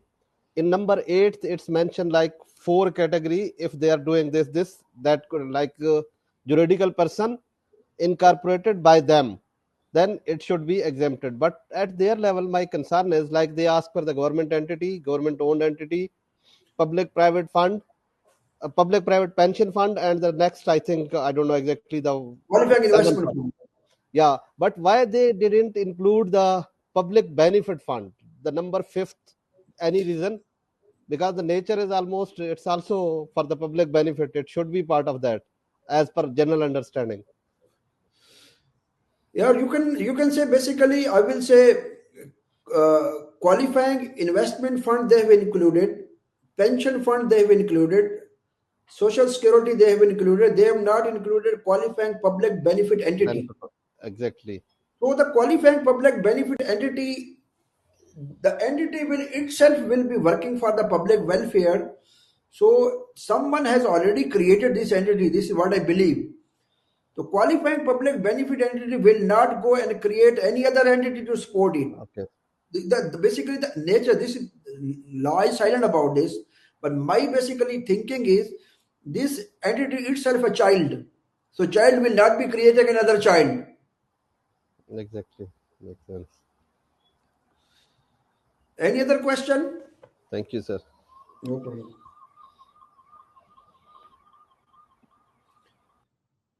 Any other question?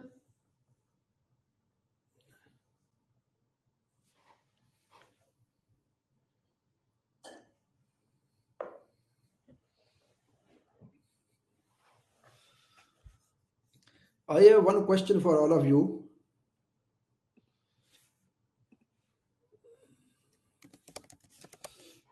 Does the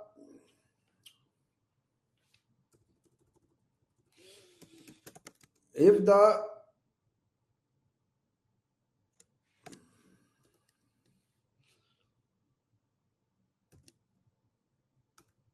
ministry is doing any business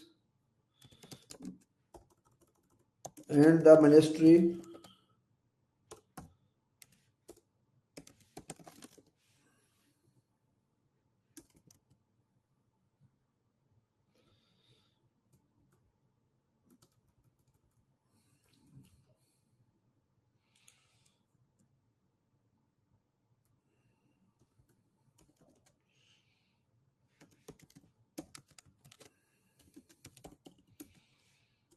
will it be taxed?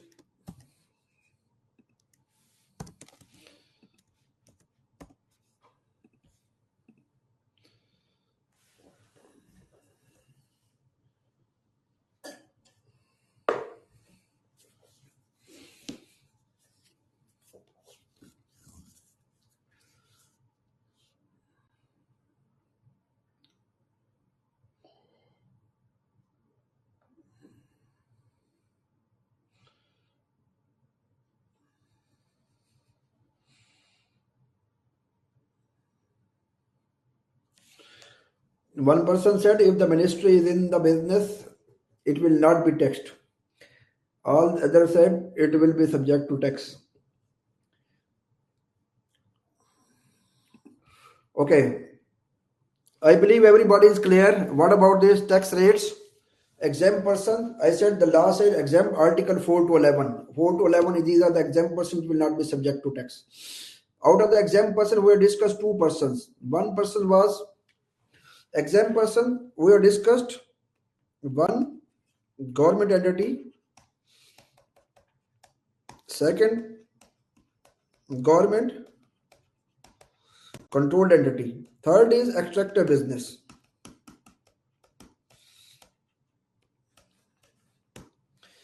Extractor business. For the extractor business, what I said, these businesses are usually subject to tax at the market at the Emirates level. Once these businesses are subject to tax, this is the reason they are not subject to corporate tax. They say it should not be double taxation. Then there is a non-extractive natural resource business. Non-extractive natural resource business. Just keep in mind, look into this example. What is the difference, first of all, in between extractive business and non-extractive natural resource business? Extractive business are involved in the upstream side. There are three types of services usually. The companies are involved in the extraction of natural resources. First one is upstream. Upstream.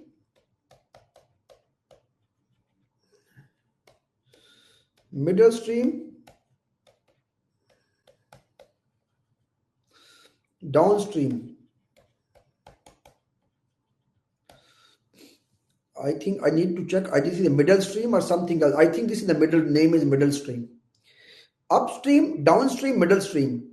If one company is extracting the natural resources from the land, that is called the company involved in the upstream services.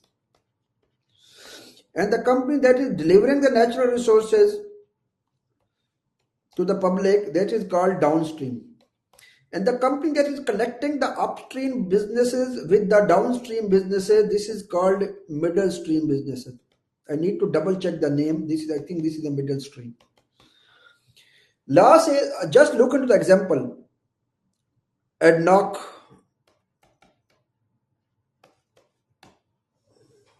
ADNOC is in the exploration or not? Mashood, have you an idea?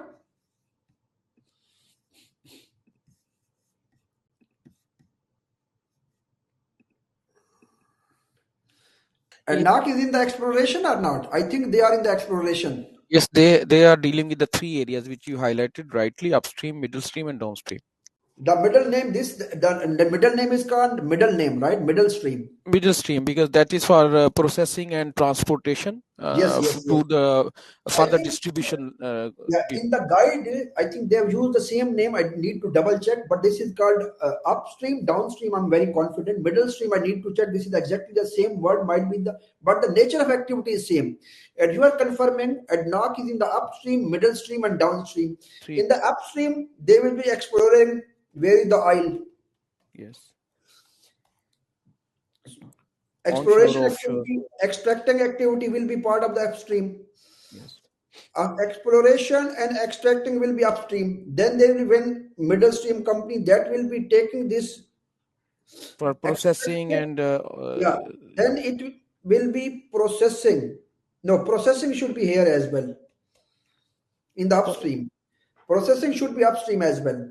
So exploration, extraction, processing should be upstream.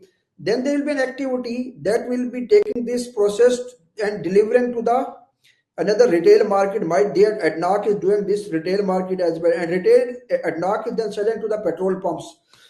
Now the entity that is basically involved in the transferring the petrol from this processed petrol to the petrol pump, that is downstream activity. Exploration extractivity this is called upstream activity, and the company which is connecting between these two companies, that is middle stream activity. So law says all these activities. So law says this entity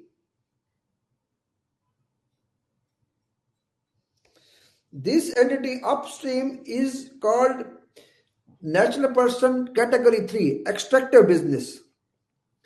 Extractive business means extraction of natural resources, searching of natural resources. This is called extractive business.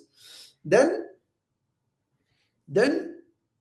might be processing, you're right, might be processing under the middle stream activity. Anyway, processing, refining, transferring to the downstream party, and transferring to the end user, these both are called non-extractive natural resource business. Law says this whole chain from the upstream to the downstream, whole activity this is called extractive. This is called extractive business. This is called non-extractive natural resource business. These both are called non-extractive natural resource businesses. In the language of the law says, since these are being subject to tax at the Emirates level, so it will not be subject to tax. But these are subject to some certain conditions. What are those conditions? Conditions are, though we can categorize extractive business, extractive, non-extractive. Non-extractive condition, first condition is they have a license to operate at the Emirates level. License. Second condition is, first condition is they have a license. This will be applicable here as well. They are paying tax. There is a third one, tax at Emirates level. Here is the fourth, not to avoid the tax, I think, not to avoid the tax. Fourth, not to avoid, third, not to avoid the tax. These three conditions are present. Fourth is they need to notify to the ministry.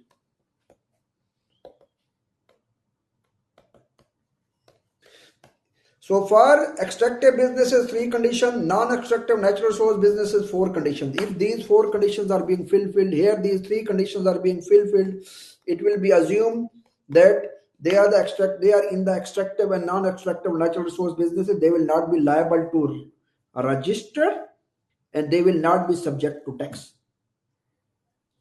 So if I'm going through the law quickly and a related guide as well, first of all, the presentation.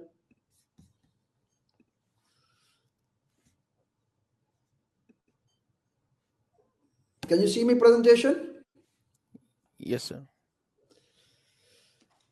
So this area we have already discussed. This government we have discussed. Then why government is exempt? We said because government is in the public or sovereign activity. This is the reason government is exempt. We have already discussed this one. Public and sovereign. Public and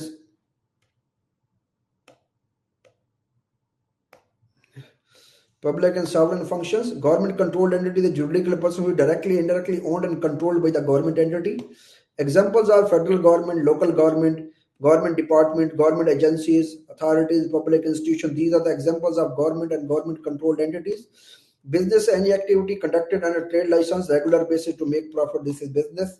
Government entity, important. If you have a losses, your 2 divisions. Sovereign, you have a losses. Here, business, you have a profit. You cannot adjust the sovereign business losses with the government profit. They said they very principally should not be allocated as well. Exempt from without any condition. This we have discussed. I'm going through this quickly because we have already discussed this. Extractive businesses, exploring, extracting, removing. Then non-extractives, you are right, Mashood, processing is here. So non-extractive is basically separating, treating, refining, storing, transporting, marketing. All these are non-extractive natural resource businesses. And we have classified into 2 categories. This is middle stream and downstream. This we have classified into upstream. So we said these all are not subject to tax because these are already being subject to tax at the Emirates level, so it will not be subject to tax. So this same category, same rule is applicable here as well. If the business are involved in the extractive and non-extractive natural resource businesses, then we need to look into this, that they are only in the extractive and non-extractive natural resource business, then straightforward exempt upon fulfilling the conditions. These are exempt. I have already told you this is exempt subject to 3 conditions. This is exempt subject to 4 conditions. I have already told you. We'll be going through the conditions as well. Then non-extractive business, they are doing only extractive and non-extractive business. They are doing extractive and non-extractive plus any other business as well. So this extractive and non-extractive natural resource business is not be subject to tax. 100% treated, it will be like this. But this portion, again, like the government entity, they need to subject to tax, they need to register, segregate the financial. One important thing is here, they said if the revenue of this business less than 5% of this overall revenue, then it will be assumed that the company is not involved in any business. I believe you are getting me. If from this you are generating revenue of 4 million, from here they are generating revenue of 110 million. Total revenue is how much? 114 million. Then we need to say 4 divided by 114 into 100. If this 4 million is less than 5%, then we will say the company is not involved in any other business. They said shall be treated independent business if ancillary, then remove from should not be more than 5%. Basically, they said if the revenue from this independent business is less than 5%, it will be treated ancillary business. It will not be treated separate standalone business. So they will not be required to separate financial statement. Shall calculate taxable income, appropriate expenses, the same rule, income, expenses, allocation, transaction at the arm length price.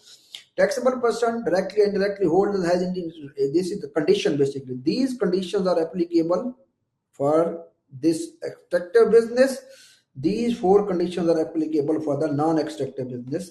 First condition is they have the license or right. Second, subject to tax at the emirate level. Fourth is notified to the ministry. And fifth, not able. Sorry, I think this thing I was mixing. This is common. Notified to the ministry is common. This is a B2B sale. B2B sale is the 4th one. So 4 conditions are the non-extractive natural resource business. 3 conditions for the extractive business. If these conditions are being fulfilled, then we will say the company is not liable to register. They will not be subject to tax. If the company is doing any other business, then we need to assess how much is the revenue they are generating from any other business. If the revenue is more than 5% from the total revenue, then we will say the company is in the business. If the revenue is less than 5%, then we will say this is the ancillary activity. Company is not involved in any business activity. Any other business, common expenditure, this is what we have already discussed. Any other business, we need to assess not exceed 5%. Common expenditure needs to be allocated. Better to allocate fair and allocation key. Here they mentioned on their revenue basis, but I will again ask you to better to allocate and fair and allocation key. A person shall be considered effectively subject to tax and the applicable law if they are given. We will be discussing this guide in our coming coming lecture. Detailed guide we will be discussing. This will not be applicable to the contractor, subcontractor. This is a long topic. Again, we'll be discussing. Just keep in mind basically what are the high level. High level is extractive business and non-extractive natural resource businesses are not subject to tax. Why this is not subject to tax? Because this is already being taxed at the emirates level. Extractive businesses 3 conditions and non-extractive businesses 4 conditions. I have some question for you quickly. I had few more presentation for you. So qualifying public benefit entity, this we'll be discussing again. Qualifying investment fund will be discussing again. We will be starting discussion on this. These questions I had for you, but I will be asking in our coming this. Why are they exempt? Because these are involved in the sovereign activities. Why are they exempt? Because these are involved in the sovereign activities.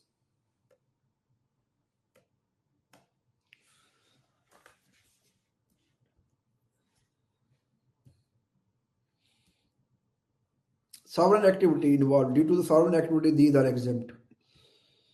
Sovereign activity. These are exempt subject to taxation at the Emirates level. This is exempt because public welfare. These are exempt because not doing business but public welfare. This 1 million up to exempt special privilege has been given to the natural person who is not doing business, having a business revenue less than 1 million.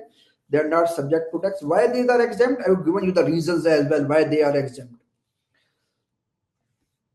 Are they auto exempt? I told you. Are they auto exempt? Government and government control entity, these are auto exempt. We have already discussed. But if they are doing a business, they need to register. Extractive and non-extractive, they need to auto exempt, but they need to meet the conditions. These conditions are not applicable here. These conditions are applicable only here. Qualifying public benefit entity, they need to register and claim exemption. We'll be discussing in our coming lecture. Qualifying investment fund, they need to register and apply. This, they need to register and apply. This exempt without any conditions. Are you liable to register? No, no, no, no, yes. Registration deadline was 1st of October 2023, 1st of June 2024, 1st of June 2024, 1st of June 2024, no. And they said the person included in any of these categories referred clause shall apply for exemption within 60 days from the end of the relevant tax period. I have already told you. If the authority is approved, this will be effective from the beginning of the tax period. I have already told you.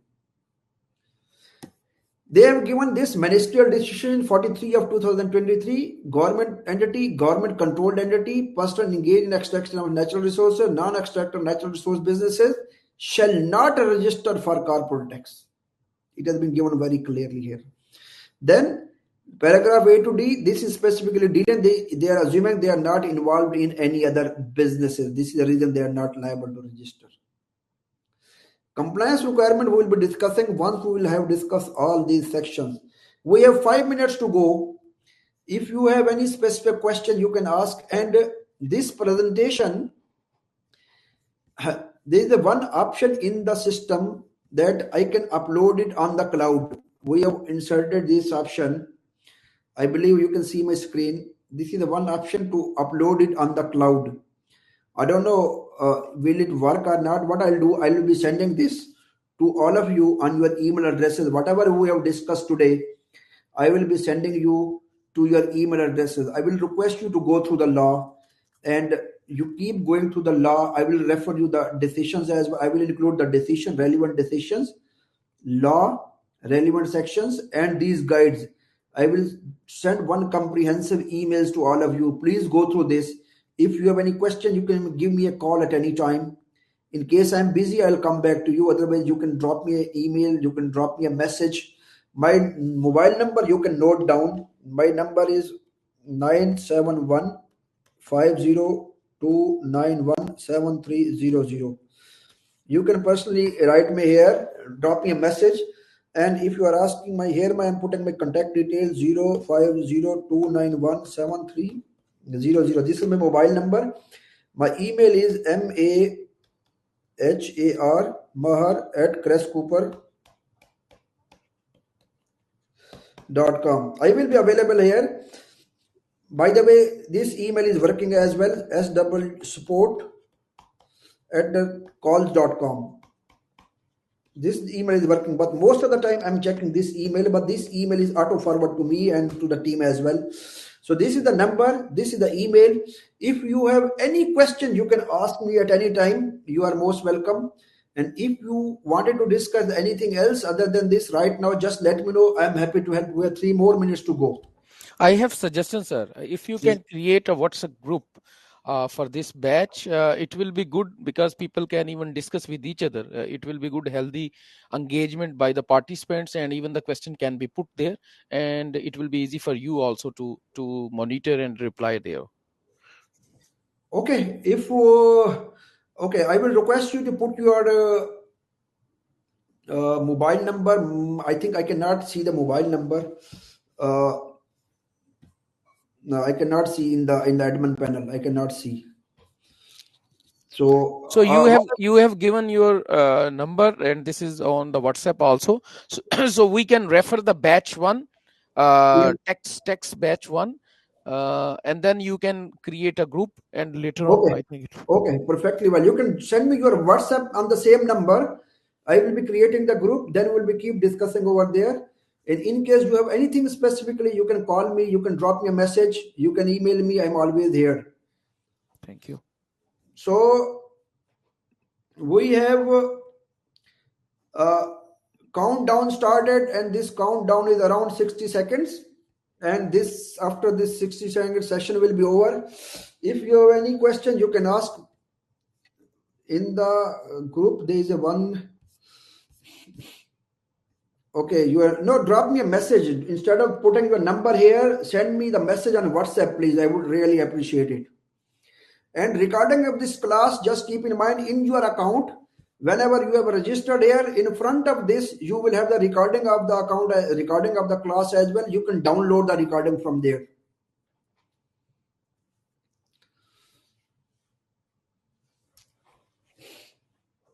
Okay, guys, take care. Thank you very much. Have a lovely evening. Nice to speak to you. We'll be meeting again on the date that we've already scheduled and the time that we've already scheduled. Thank you very much. Thank you. Bye bye.